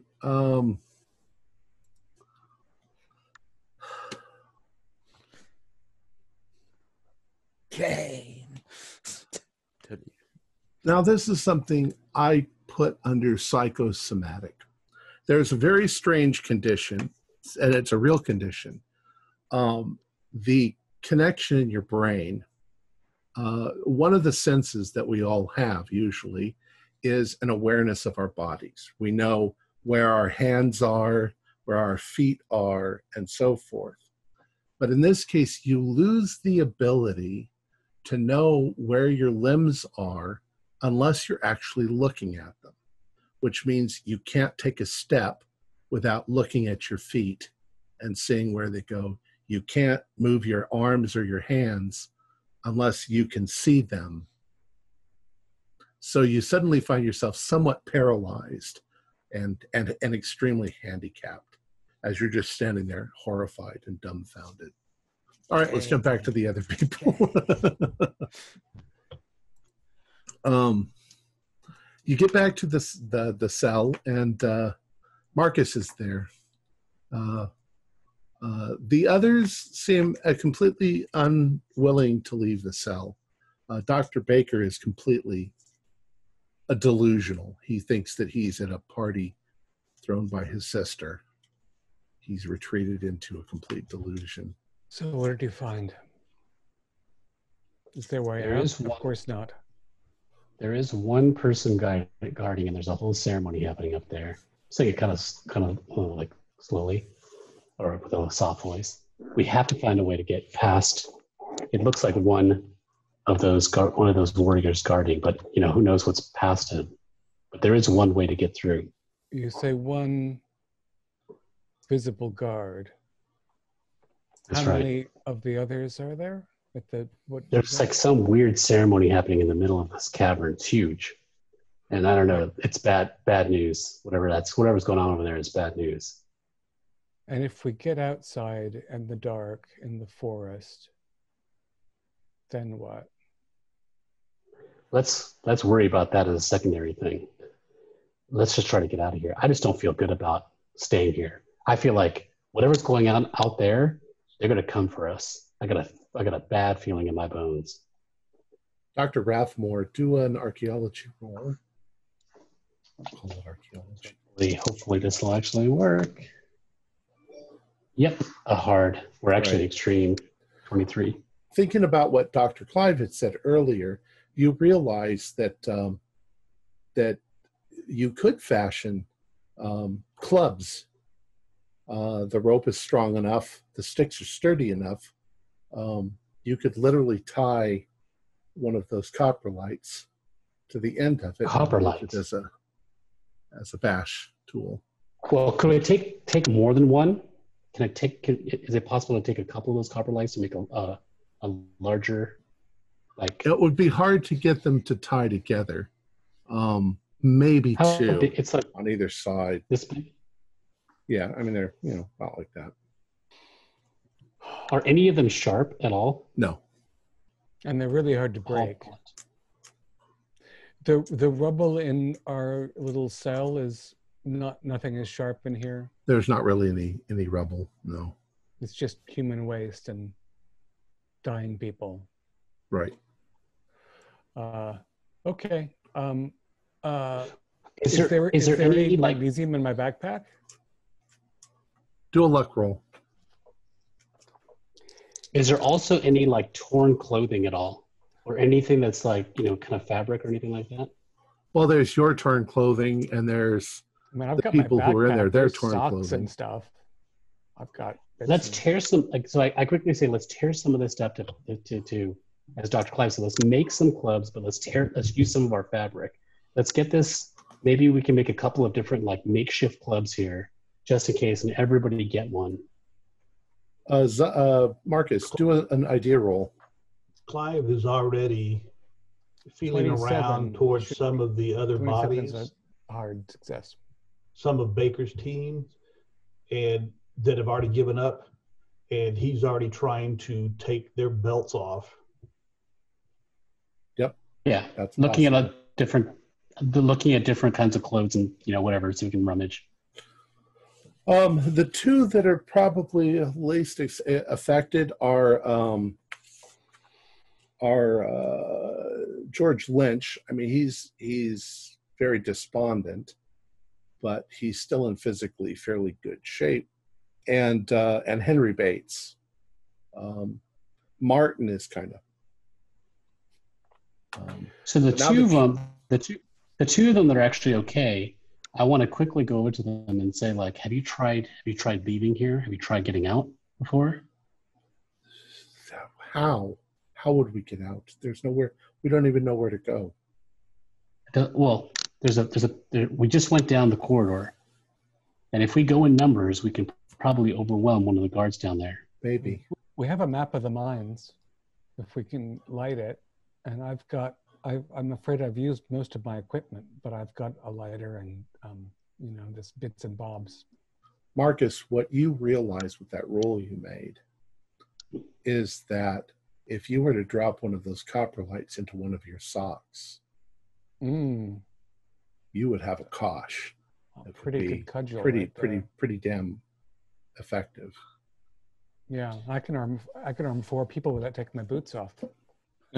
And James wants to get hopefully 3 sticks that are with broken ends. All 3 sticks hopefully are about the same length, and then cluster them together and tie them together to get a sturdy 3-pointed spear that he can jab with. Okay. We'll say that's fairly easy enough for you to fashion. Okay. And I want to do something similar. I want to make a spear-like weapon as opposed to a club-like weapon. Okay. Unless we... We should have one club though. Like maybe somebody can make Yeah, The it. only thing you don't have is the copper lights, so you'll have to get those. Yeah, but I'm going to have this. It won't be a throwing spear because it doesn't have any aerodynamics to it, but it's a hold on to nice and tight, and being clustered, it's less likely to snap. Hold on to your life spear. Yep. And I can provide ample short-term light because I've got lots of chemical paper, although I don't have useful magnesium strip. But we can burn a snatch here to snatch there to see what we're doing. Could I try a luck roll to see if in my pockets I have any of my archaeological equipment? I'm presuming that they wouldn't take anything off of me. In your pockets? What kind of archaeological equipment? I'm just, at this point, something that would actually be like, I don't know. I'm just trying to think of. Not sure. I'm not. Your archaeological a notepad and a pencil, or my a pick, something like that. Do a luck roll. Stuff for the dig.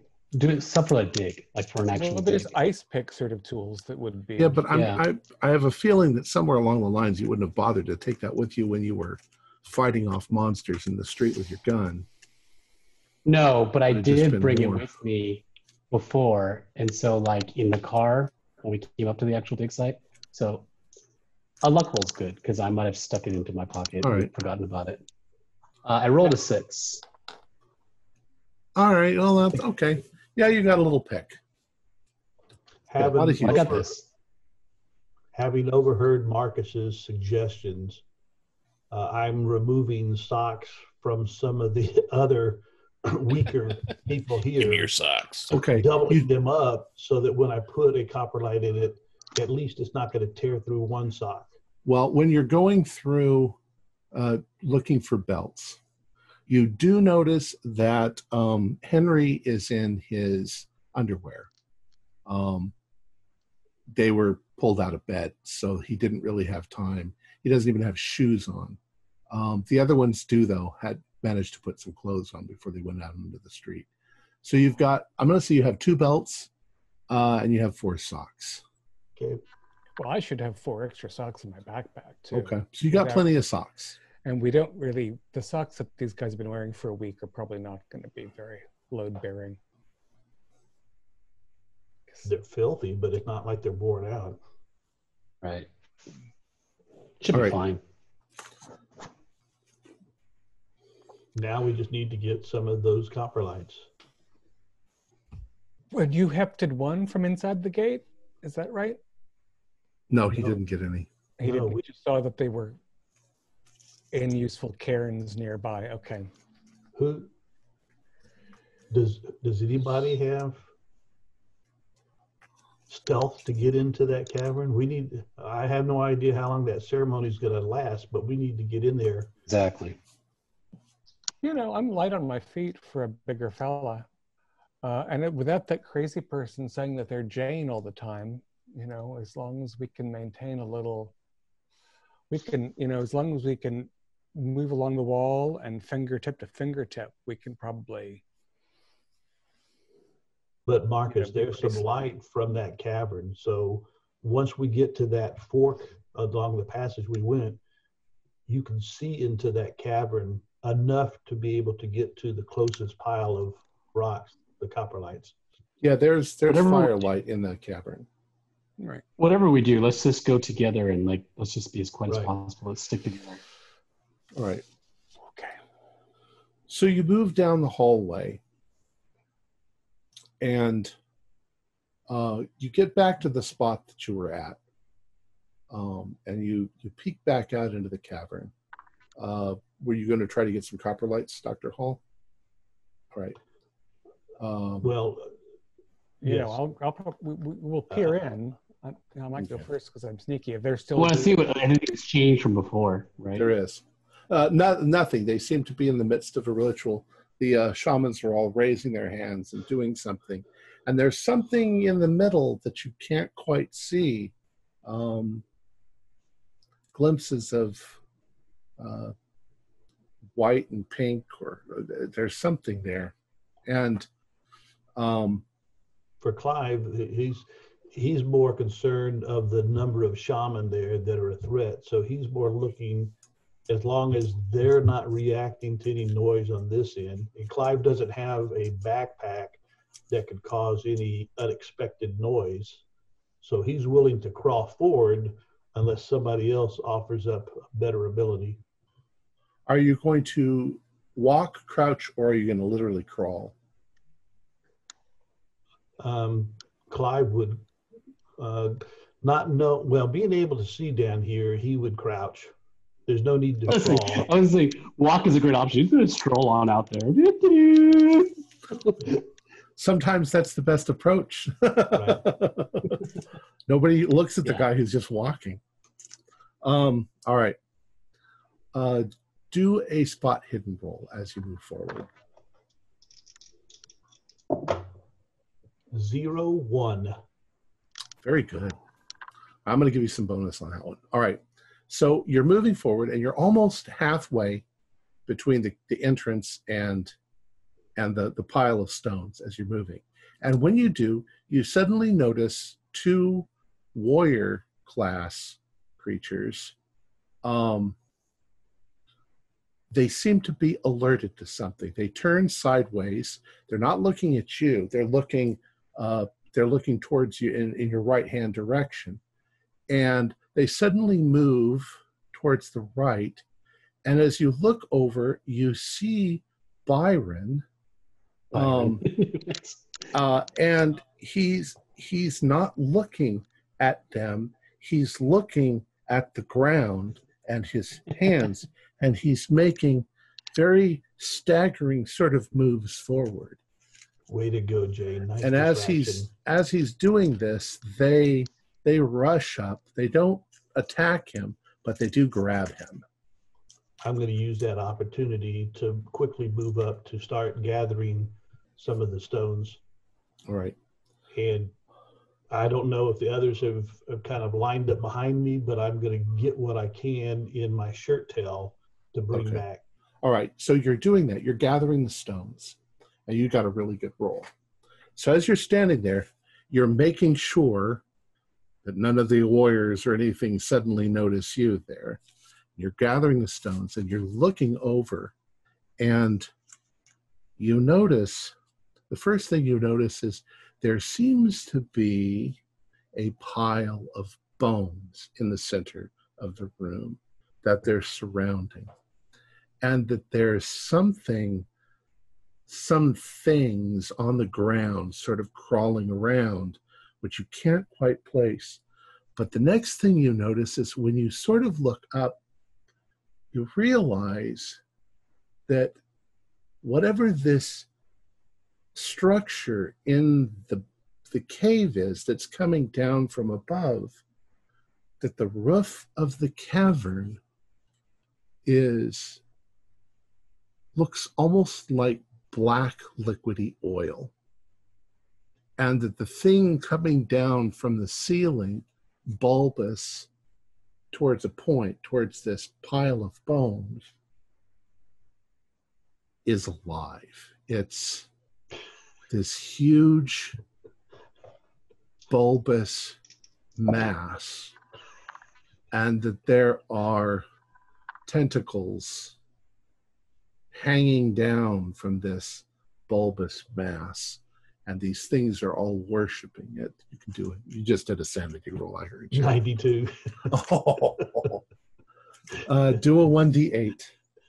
So much for the one roll and the luck roll. Spot hidden.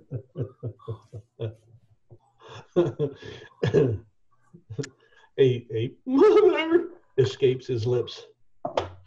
A 5. A 5. All right. Do an intelligence roll. Fail it. Fail it. And that's going to be tough on a 90. 0, 5. You realize that this thing, whatever it is hanging down from above, but it doesn't seem to be coming from anywhere. It's coming from the blackness. Roll a 1d8. We'll see what happens to you. So you already got my 5, right? Yeah. This is to decide what's your insanity. Oh. Your sudden bout of insanity. A 7. All right.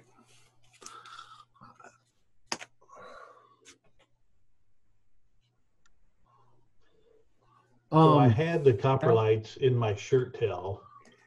And here we are outside the cave was I able door. to pass any of them back before all this occurred?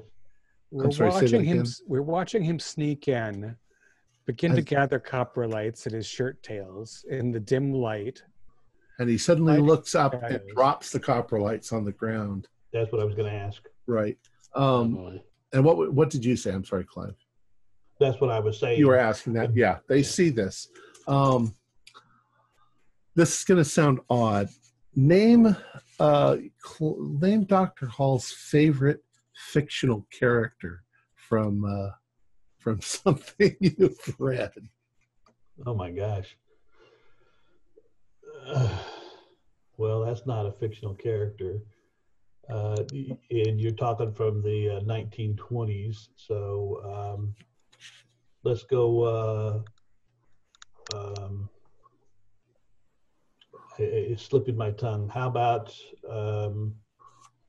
Edgar Rice Burroughs? Well, a fictional character of Edgar Rice Burroughs. Captain Nemo. Oh, gotcha. There we go. Okay, Captain Nemo. Stepping out of the shadows is Captain Nemo. And he says, "Oh, Clive." He says, "I haven't seen you for such a long time. Please come on inside. Take a look at what I've been doing," he says, and sort of motions you forward. You are hallucinating. That's what you got. Hallucinating a significant fictional person. All right. So the three of you. And so I am walking forward. Yeah. I mean, my God, it's actually Captain Nemo. And he knows your name. You're flattered. Yeah. Dr. Coopersmith, Dr. Rathmore, and Sundal. You see them suddenly drop everything and just start walking forward going, "Captain Nemo, how wonderful." I kind of roll my eyes. We're still in the hallway. Is there that one guard over there? Yeah. Out in the hallway? Mm-hmm. I rush him. You're going to rush him? All right. Spear. Go ahead. As I see him go past me, I quickly grab my spear and I'm going to go right next to him and we're both going to go at him. All right. Go ahead and do an attack roll or a brawl. You're both going to do it. Okay. Yeah. I will spend the 5 luck to make that a success. A standard success. Wait.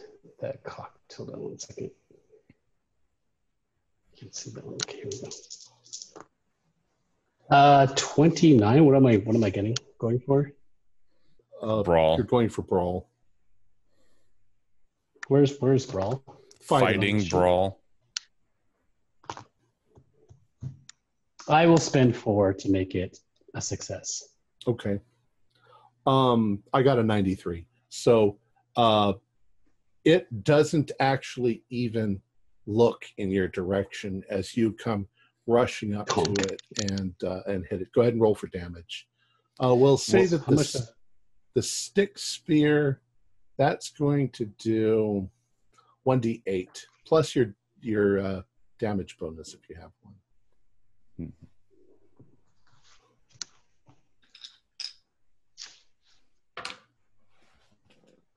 We are going to go over a little bit, but we're going to finish this thing.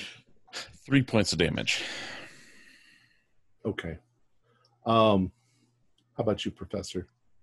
Hold on. 5 points of damage. Okay. And hopefully skewering him as well. You, you don't skewer him, but you definitely injure him. At which point, he actually drops his spear. He's so surprised. But he starts bellowing. loudly. Grab his spear. I drop mine, grab his, and then say, quick, let's... He starts bellowing. Marcus, you suddenly notice that the other warriors in the chamber, the closest ones, sort of turn because they hear the noise. The shamans continue without abate. And the warriors are starting to now move towards this entrance to the... I'm going to grab his spear as soon as I can and quickly run past and start to run out the... Yep, I want to run out. Marcus, come on! All right. Marcus! Now, when Professor Hall lost it, and the professors, without consultation, made for the lone guard. No consultation at all. My intention was to rush in after Hall, just grab a couple of heavy ones, look at nothing, and rush back out. So if the bellowing happened as I was in the doorway and I turn back and see the warriors turn, that makes sense. Okay. And I'm going to sock a couple of the heaviest coprolites I can and rush toward my fleeing academics. Okay, well, let's do this. You run out there. You grab a couple of coprolites, but I need you to do a power roll to see if you can resist not looking to see what Dr. Hall was looking at. Oh, 4. You resist. All right. Are you going to... A little bit of drool on his lip is what made me think. Right. I see nothing. And the huge smile on his face. Yeah. Okay. And so you've rushed a weird out. Smell in there too. You've rushed out. You've grabbed these things. You've stuffed them in the socks as you're moving back to the hall. To follow the academics, yeah. All right. So you run back. You've left off to Dr. Hall there. Oh, yeah. Dr. Hall, you see Captain Nemo is about to introduce you to these very nice fish people that are heading in your direction. You're pretty sure that's Neptune. That's King Triton, and so of course it's the warriors moving in your direction. Right, but for Clive, they're all of the fictional characters that he's read about. Right. And so he feels himself immersed in the story. And you are going to be under that influence for about 8 rounds before you come to your senses. Byron will do something. I know he can't move, but if he can hear someone moving towards him, he will look down and drop to his knees. Okay, you have to look down at your knees to make your legs work. He will then look, when he's on his knees, he will look at his arms, bring them up, and he will bow. And he will say, I am Jane, I will take Jane's place, let me aid you. Let me help you, I will help you. Okay. The things come up on either side of you and grab you and lift you and start taking you forward. Don't know what's coming. All right, Professor Rathmore, Professor Coopersmith, you are running into the darkness of the tunnel. Oh, there's no more light. This was the end of the light. Right. If you move forward, there comes a point where you can't see anything. You have to put your hands out to make sure you don't run into a wall. You can still move fairly quickly. I got my spear out, or whatever I stole that spear out. So it's leading me. You realize that the wall that it's curving around, and to your horror, or perhaps you realize it as you come to it, that you can see light up ahead once again, but it's on the same side. It's leading once again into that same sort of central chamber. And there now seems to be some commotion going on. Oh. We gotta get out of here. I don't know if there's a way out of here. You have your spears. You have the thing's spear. Marcus, you've run back to the thing. You're following behind them, and you've got a couple of these sock things. Um, As you get the stone passage we're following, mm-hmm. it's an arch that's stone on top. There's not starlight above. Oh, no, there's no starlight above. Okay, it's all just we're just in a tunnel. You're in a tunnel. Yeah. Who knows how far underground? You don't know. Dr. Coopersmith's map did not have big radial. It had nothing that looked like a cavern. Everything in there was straight and even. You're not in the mines. I'll try to beat your skull in if you try to stab me to death. All right. Very quickly, you find yourselves trapped. There's not really any direction for you to run. The things come up behind you and ahead of you, and they don't attack you, but they motion for you to move into the big chamber. Oh boy. The lit chamber. The lit chamber. Yeah. We really don't have a choice. As you enter, you see a couple of things. You see across from you, you can see Byron on his hands and knees. At first, you think they must have forced him down, but then you realize that he's actually acting like he's worshiping. You see Professor Clive, who's been grabbed on either side and brought forward, and you are now being prodded to move into the main chamber. And that's when the rest of you notice what Professor Clive saw, that there is this huge thing hanging down from the center of the sacrifice. We're going to be sacrificed. As you move forward, you begin to see more clearly what exactly is going on. In the center of the room is a pile of remains.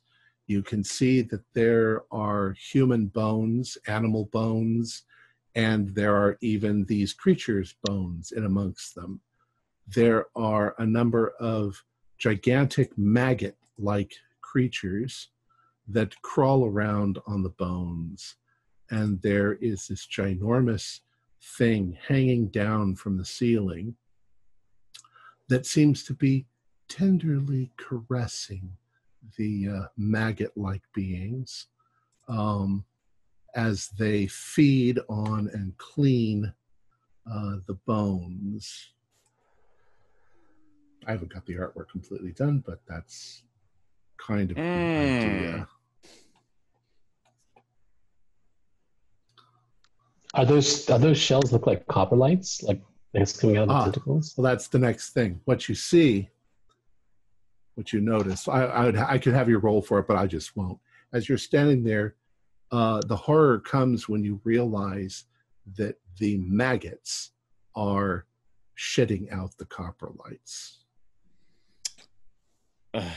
And that the shamans will go forward and very tenderly pick them up and then inscribe them and put them in their place in their collection of copper lights. You're forced forward. You can all do sanity rolls, except for those of you who are already completely bananas. So Rathmore and I are in there now also? Yeah. All right. Yeah. 18. I made it. I rolled a 32. I'm like, okay. Yeah, I mean, it's 18 out of 70. I made my sanity. I rolled an even 30. Okay. If you pass, just do a 1d4 on your sanity. No chance of an insane break. 2. You have not been disarmed, but you have been forced forward, and you've been forced to stare at this thing. When you look up at it, you'll realize that it seems to vanish into blackness, like almost as if there were a pool of black oil that it was reaching out of. The things are hooting and they are worshiping. Can I use my spear and fall upon one of those maggot things and try and kill it? Sure, let's try that. Do an attack roll, a regular attack. Go ahead.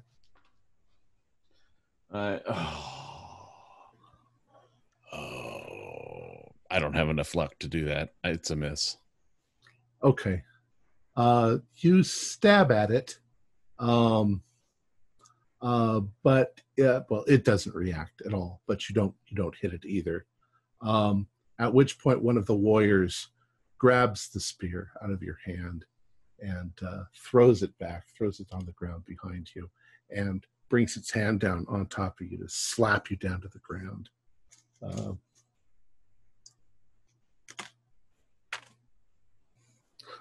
Does 8 damage. Oh, I think it kills me. You. Yeah. It probably snaps your neck. It then kicks your body forward, and one of the maggots starts moving towards Dr. Coopersmith. What do the rest of you do? Oh my God. That's like a major, massive thing. Jesus, I think. So I turn to Marcus and I go quickly, flash. Yeah, most of it was in the jars. If I light all the silver paper I have, maybe we can burn a little bit of it. But I'd rather burn than be part of it. I'm gonna try to calmly shift my backpack to my front. Okay. So as not to, and I'm happy to sort of be on my knees for a bit. I'll play along. I'll actually go to my knees as well with the sphere because I'm kind of mirroring. We can do a little. Do you have anything flammable? You might have some bullets in a pocket still, because I know you planned to reload. I could possibly have some bullets in my pockets. Can I roll a luck? Sure. Don't you maybe have a lighter? Oh, I think we probably both have would. lighters. I think we both. I'm looking for maximum amount of fire. Yeah. I probably have a lighter as well. What should be able to? Well, I don't know what you're planning. Go ahead. Well, I rolled a luck. I rolled 25 on my luck, so. All right, and that passes. Yeah. You managed. You find a couple of bullets in your pocket. So we can add a little gunpowder. The silver colloid paper in my backpack, and we light it up and link arms and throw ourselves into that mass. Try to immolate. I mean, I'd rather burn up than be part of that, wouldn't you? You're throwing yourself into the bones. I wouldn't know about throwing ourselves into it. I would just throw the backpack into it and see what happens, right? Like, oh, geez. I don't want to. I mean, if you want to throw yourself, you can, but I'm not going to throw myself into that. Like, I don't think I could do that as a sane human being without going. Now, if we were insane, but I'd be like, yes. You have to kill me if it doesn't work. Well, sure. Let's burn that bridge. But the problem is that, like, I think at this, I mean, this is a GM's discretion. Like, we made our sanity rolls, so I don't think we would willingly kill ourselves, no matter what. The thing is that Marcus has already said it. But what I was asking, he doesn't necessarily drag you along with him, but if he wants to sacrifice himself, do you throw yourself? I'm not going to. Do you throw yourself into the mass of bones and maggots, or do you try to throw yourself into the arms of this thing hanging down from the ceiling? Scramble up the mass toward that ovipositor from hell. Okay. Like, all right. I mean, yeah. Do a dex roll to see if you can scramble up the pile of bones and effluence. Man, I rolled 3 zeros. All right. Not fair. I mean, I know it's slimy, but geez. You roll forward. You try to climb onto the bones, and you immediately start to slide. Have you already lit the Yeah, stuff before I on? ran, All right. I didn't go for magnesium, but paper, sure. Okay, well, do a luck roll. Oh, Already. This could be awesome, actually. 19. All right. That's The good. luck roll is that as you slip and fall in the effluents and dead carcasses, Writhing maggots.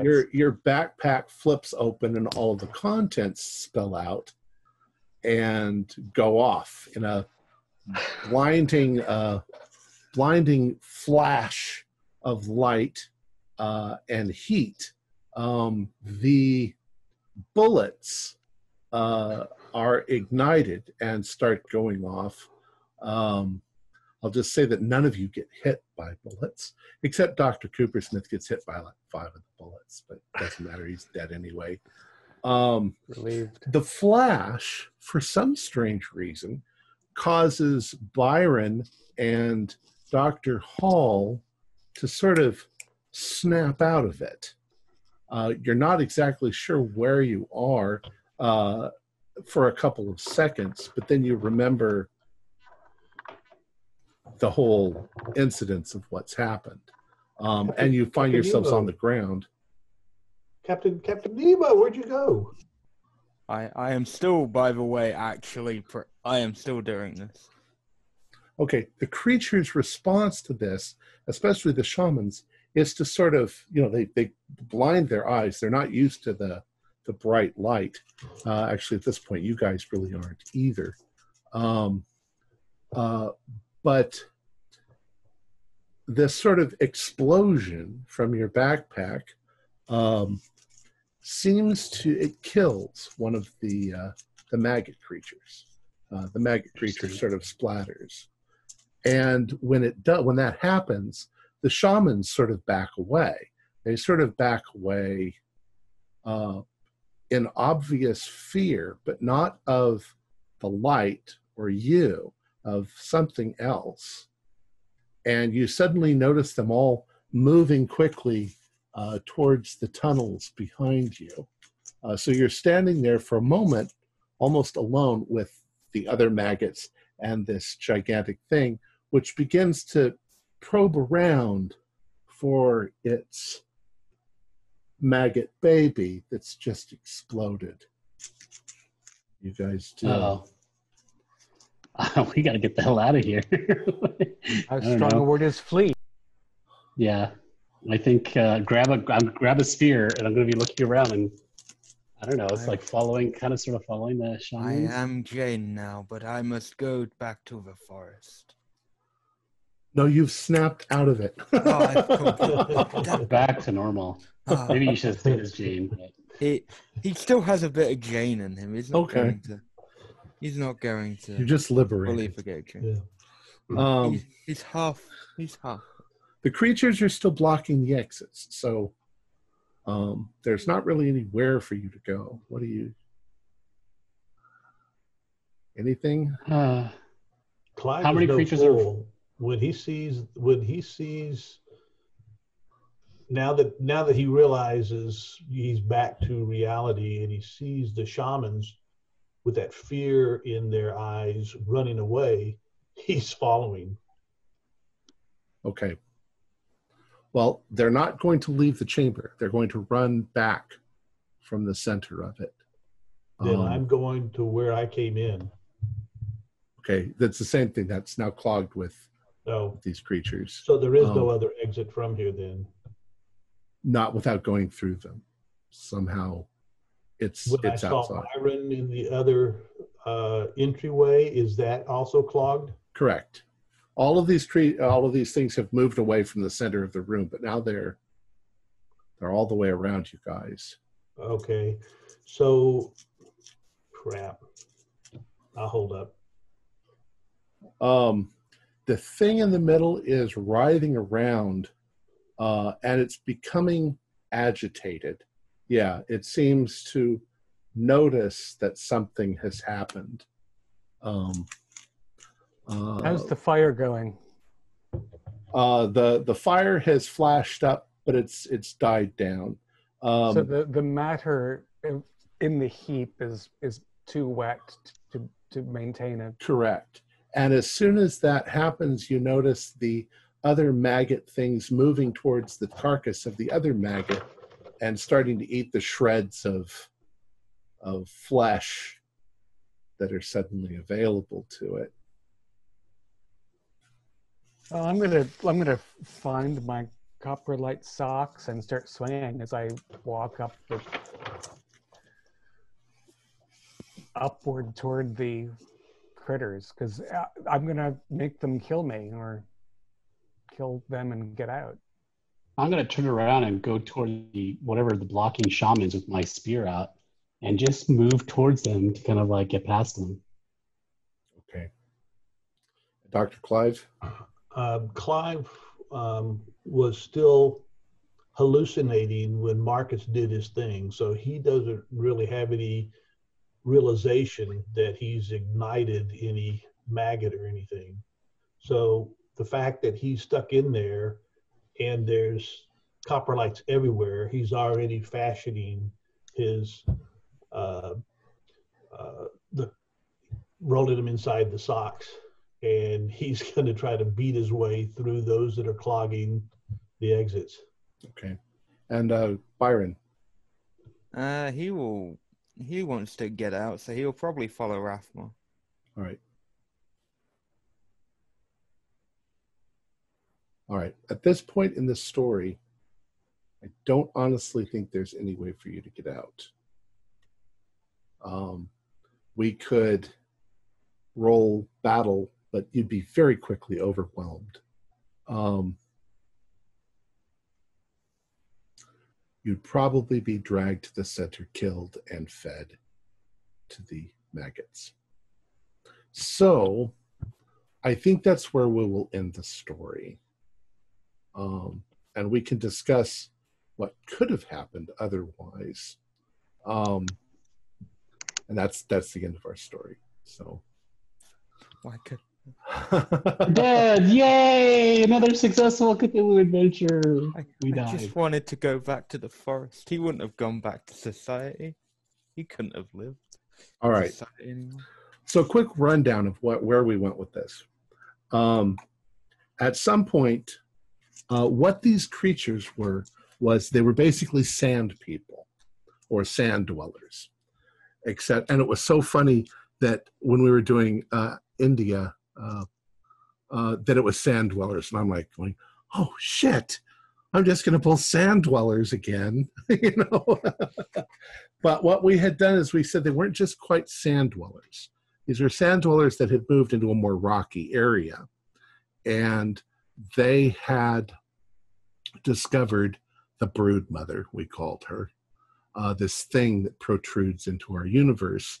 And they had worshipped her, and over the centuries, they had become rocky. They had gotten points and become more like horny toads or horned lizards. That they had lived here for a long time, that the American Indians had eventually come to this area and may have originally settled in Chichahallo. These things didn't like that. So what they did is they used the coprolites to spoil the food of the Indians. The Indians decided it was an evil place, and they never came back. Then the mining town came, and kind of the same thing happened. They were mining, and eventually they broke into these tunnels. If you had looked at the map and you had looked at the dates along the side, and the tunnels were dated as well, that there was one tunnel that was dated in the corner that was after it hadn't been recorded, and that was where they broke into the tunnels. It actually looked like that when they broke into the tunnels. Anyways, the things came out and they started to try to do the same thing. They started leaving these stones around the town to spoil their food and make them go away. But these people didn't go away. And it got more and more annoying to the rock dwellers, and the rock dwellers finally did what they could to massacre them, take them down into the tunnels, and feed them to the brood mother or the brood mother's brood. Jane was the daughter of Jason Mell, and she was taken down there as well. And she did, because she went insane, she did kind of what Byron did. She became subservient. She started worshiping this thing. And we were kind of thinking along the lines of, if you remember, Dances with Wolves, the white girl who ends up being with the Indians as a kind of member of the tribe, but at first a slave. So that's what had happened to Jane. She had been part of these things, and she had learned magic in the process, and eventually gotten some liberty to go out and live in the woods. But she had learned how to extend her life, so she would occasionally catch somebody and use the magic that she had learned down in the caves to extend her life. But she had a thing with these creatures that she would share. So she would have some of them, her victims, go to them, and she would keep some of the victims. In this case, she kept Claire and the other guy, while all of the other ones, she negotiated with these creatures. You can have these if I can have those two. And so that's where you guys came into the story. One thing that almost happened, that I was kind of hoping would happen, is you almost injured the brood mother. And had you injured the brood mother, our climactic scene of the story would have been that this huge thing hanging down would have suddenly withdrawn. It would have gone up into the black pool of darkness. And the thing that it was attached to, you said it was an ovipositor. The actual thing would have then turned around in cosmic space and then ripped its head down through the hole and obliterated everything. The rock dwellers would have just ran for their lives at that point. But you would have gotten to stare into the face of this Otlach-Notchus sort of thing that was laying its eggs in our universe. Nice. There would have been no sanity rolls for that. Yeah, that would have been a 1D100 sanity roll. I kept waiting for somebody to get the red mess and just start shooting it or something, and that would have been the end. That would have been the dramatic, horrifying end of the story. Okay, critiques and questions from any of you? So my first question is, Dr. Baker's unfinished letter in his room. Mm-hmm.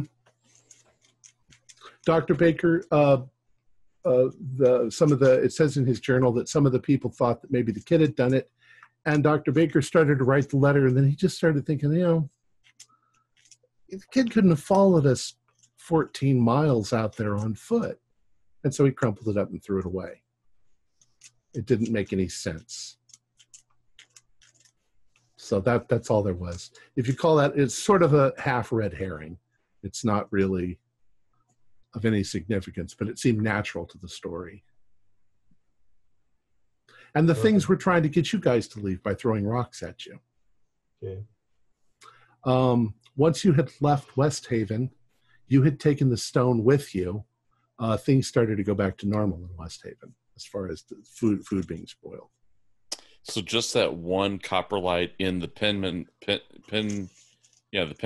hotel, right? That was doing all the spoilage throughout the town. It had been there for over a week, yeah, and it was fully had the full magic spell or whatever on it. And the reason why it's cold is because it's actually an extra dimensional poop. That explains it. The coldness of space. Right. Exactly. Trapped in that little rock. The final cave scenes seemed to, if anything, it seemed too confining. Like at a certain point, I thought, oh, we must have been magically transported here because it didn't seem like there was an exit. You were knocked out and you were dragged. But when we were, fought past the guy, I think it didn't seem like that was going to do us any good because we went through a dark tunnel and ended up making our way back instead of having options to try and get out. Well, one of the things that could have happened is you could have gone to the mines yourselves before you were attacked. Part of the problem was Jane's involvement. She was involved. As soon as you people showed up, she went to the mines and gave them the information that you were here, that she wanted a deal. She wanted at least 2 of them, and the rest of them could be yours. She's the one who wrecked the cars. And she didn't really know. The creatures themselves wouldn't have even known how to open up the hoods of the cars, or that you could even open up the hoods. But Jane had a very limited knowledge of autos, only because she'd seen them. But they obviously weren't even invented in 1862. She's a human with tool use. She knows how to open, right, a latch of something because that's our invention. Right. So she sabotaged that. She sabotaged your car. She just was trying to find every which way to make sure that you couldn't get out. Even if you could have escaped, once you were stuck in the town, you were kind of doomed, because even if you'd run off into the woods, those creatures would have found you. They knew the woods pretty well.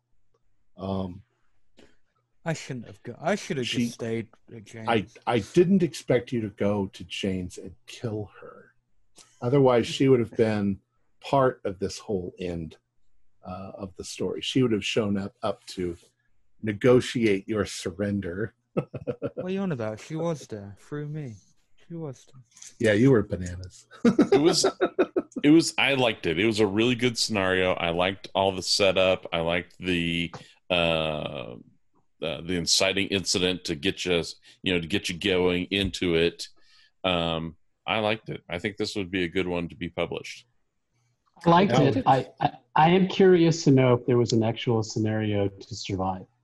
Because there's always a scenario to survive these things, right? Like, not always, but in this case, I don't know. When we were talking to Oscar, he said, it's possible that they might just get to the mining town and then leave, because we had to kind of give you incentive to make you at some point think that maybe Baker and his team were still alive. We didn't end up doing that. And I was almost faced with it at the end of last episode that you guys might have just left. And Oscar said, if that's the case, let them do that. Then they survive. Of course, we had Byron. I hadn't expected Byron. No one expected Byron to do what he did. No one ever expects Byron. Total wild card. I gotta know, what is on your face? Oh, tomato ketchup. Oh my goodness! That's what's on my face. It's like awesome. Yes, it's kind of like you did that. You did that, and it was awesome. And I kept thinking that, if that's ketchup, he's going to go.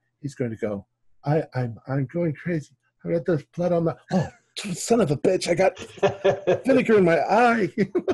It's like dried into my eyebrow. It's really. It was brilliant.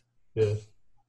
Hilarious. People are going to love that. This is going to be a great episode. A great ending.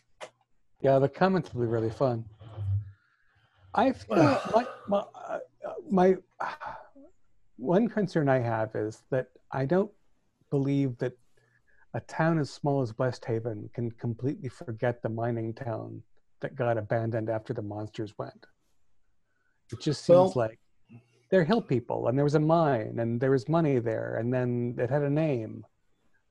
So, but it was long before West Haven was even founded. It predates West Haven, yeah. But we West Haven was debated. on a train line, and Well, there was no train when West Haven was when Mel's Creek was there. In fact, when Mel's Creek was there, it was an illegal mining town. But it would have been But it had on a the church. books because of his productivity. Maybe, except that it was an illegal mining town. But it had a church. I don't think there's ever an illegal mining town that built a church. Well, maybe we'll get rid of the church. The church's not really important to the story anyway. Hotel, general store. I don't know. I mean, I would have to do historical research, but I might want to scale back the extent to which it was a town and make it an encampment or something. That's yeah, I mean, because that's the only thing that was like weird. It's like, even if it was a town and even if it was like oldish, it shouldn't be a town necessarily, because like, even at that time frame, like how, even though we're talking about a long time ago, like how quickly does a town just become completely desolate so quickly? I mean, I guess it could, but I mean, it just doesn't seem, it seems like it would be better if it was an encampment. Well, what was the town associated with the term Roanoke? Mm-hmm. Was it Jamestown that just Well, that disappeared? was hundreds of years earlier. That was when we barely made encroachments. Well, it's Like there was no civil, I guess we're thinking it's South Dakota. It's very wild territory. It's mostly Indian territory. And this had been snuck in there by Jason Mell, who wanted to see if he could strike it rich, and then it was massacred. But people that would might make the first chapter interesting, that there were rumors about the massacre. Well, we was it the actually Indians who did it, or was there an infighting? Was it? We had information at the library that there would be some sort of record of a mining town, whether it had a name or not, and maybe its general location, but it would have been on an old map, and like you say, almost completely forgotten. Needs a little work in it. I mean, I could see it because maybe it's located in what is later assumed to be Indian territory, and so maybe it's not as accurately surveyed or have clear historical records on.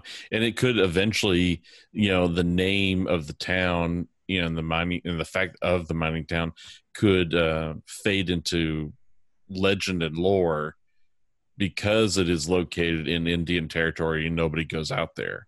Well, and how often in Lovecraft do you have places like Innsmouth and Dunwich, which don't show up on any maps? I mean, they always say that in the books. I don't think there's too much. I think there is a possibility. I mean, I think we could allow for suspension of disbelief for this, because of that. But if to make it more authentic and real, you could do that. Do that. I mean, the only thing I would say is that like it would be just great if there's like some plausible way to survive it, even after you encountered them. Now, maybe that's not true. Like maybe once they come, that's the end. But well, you could join them. I think that they would if you were worshiping. I think Byron had a good chance. I was trying. That's what I wanted to do. If you're worshiping, then they're not going to feed you. Well, yeah, but let's be honest. He went insane, and so maybe if we go insane, then that would be a possibility. But it is a horror story. It's also a matter of opinion whether that counts as survival. And even when I snapped out of it, I would have. We're all academics too, so I gotta hit the hay. All right. Well, let me give my out exit before we let's do that. Our players included John Hook, Bill Riggle, Josh Harwood, David Gassaway, and Harish Rao, with yours truly as the keeper of the secrets. We're currently producing up to 4 shows a week with music and sound effects added in post-production in order to create a richer listener experience. We provide audio-only versions of our shows free for you to download from Podbean or iTunes. The costs involved with the show are provided almost entirely by our patrons. Without them, we wouldn't be able to do what we do. If you'd like to help support our show, please visit our Patreon account. Just $1 to a month will help us a lot. You can find a link in the description below. Like, share, and subscribe to our channel and punch the bell icon for updates on our latest shows, and leave us some comments. We enjoy reading them and answer any questions you might have. This is Tom Rayleigh, together with all the members of our gaming club, inviting you to journey with us once again into the darkness for another adventure into the universe of H.P. Lovecraft and the Call of Cthulhu role-playing game. Until next time, good luck, good gaming.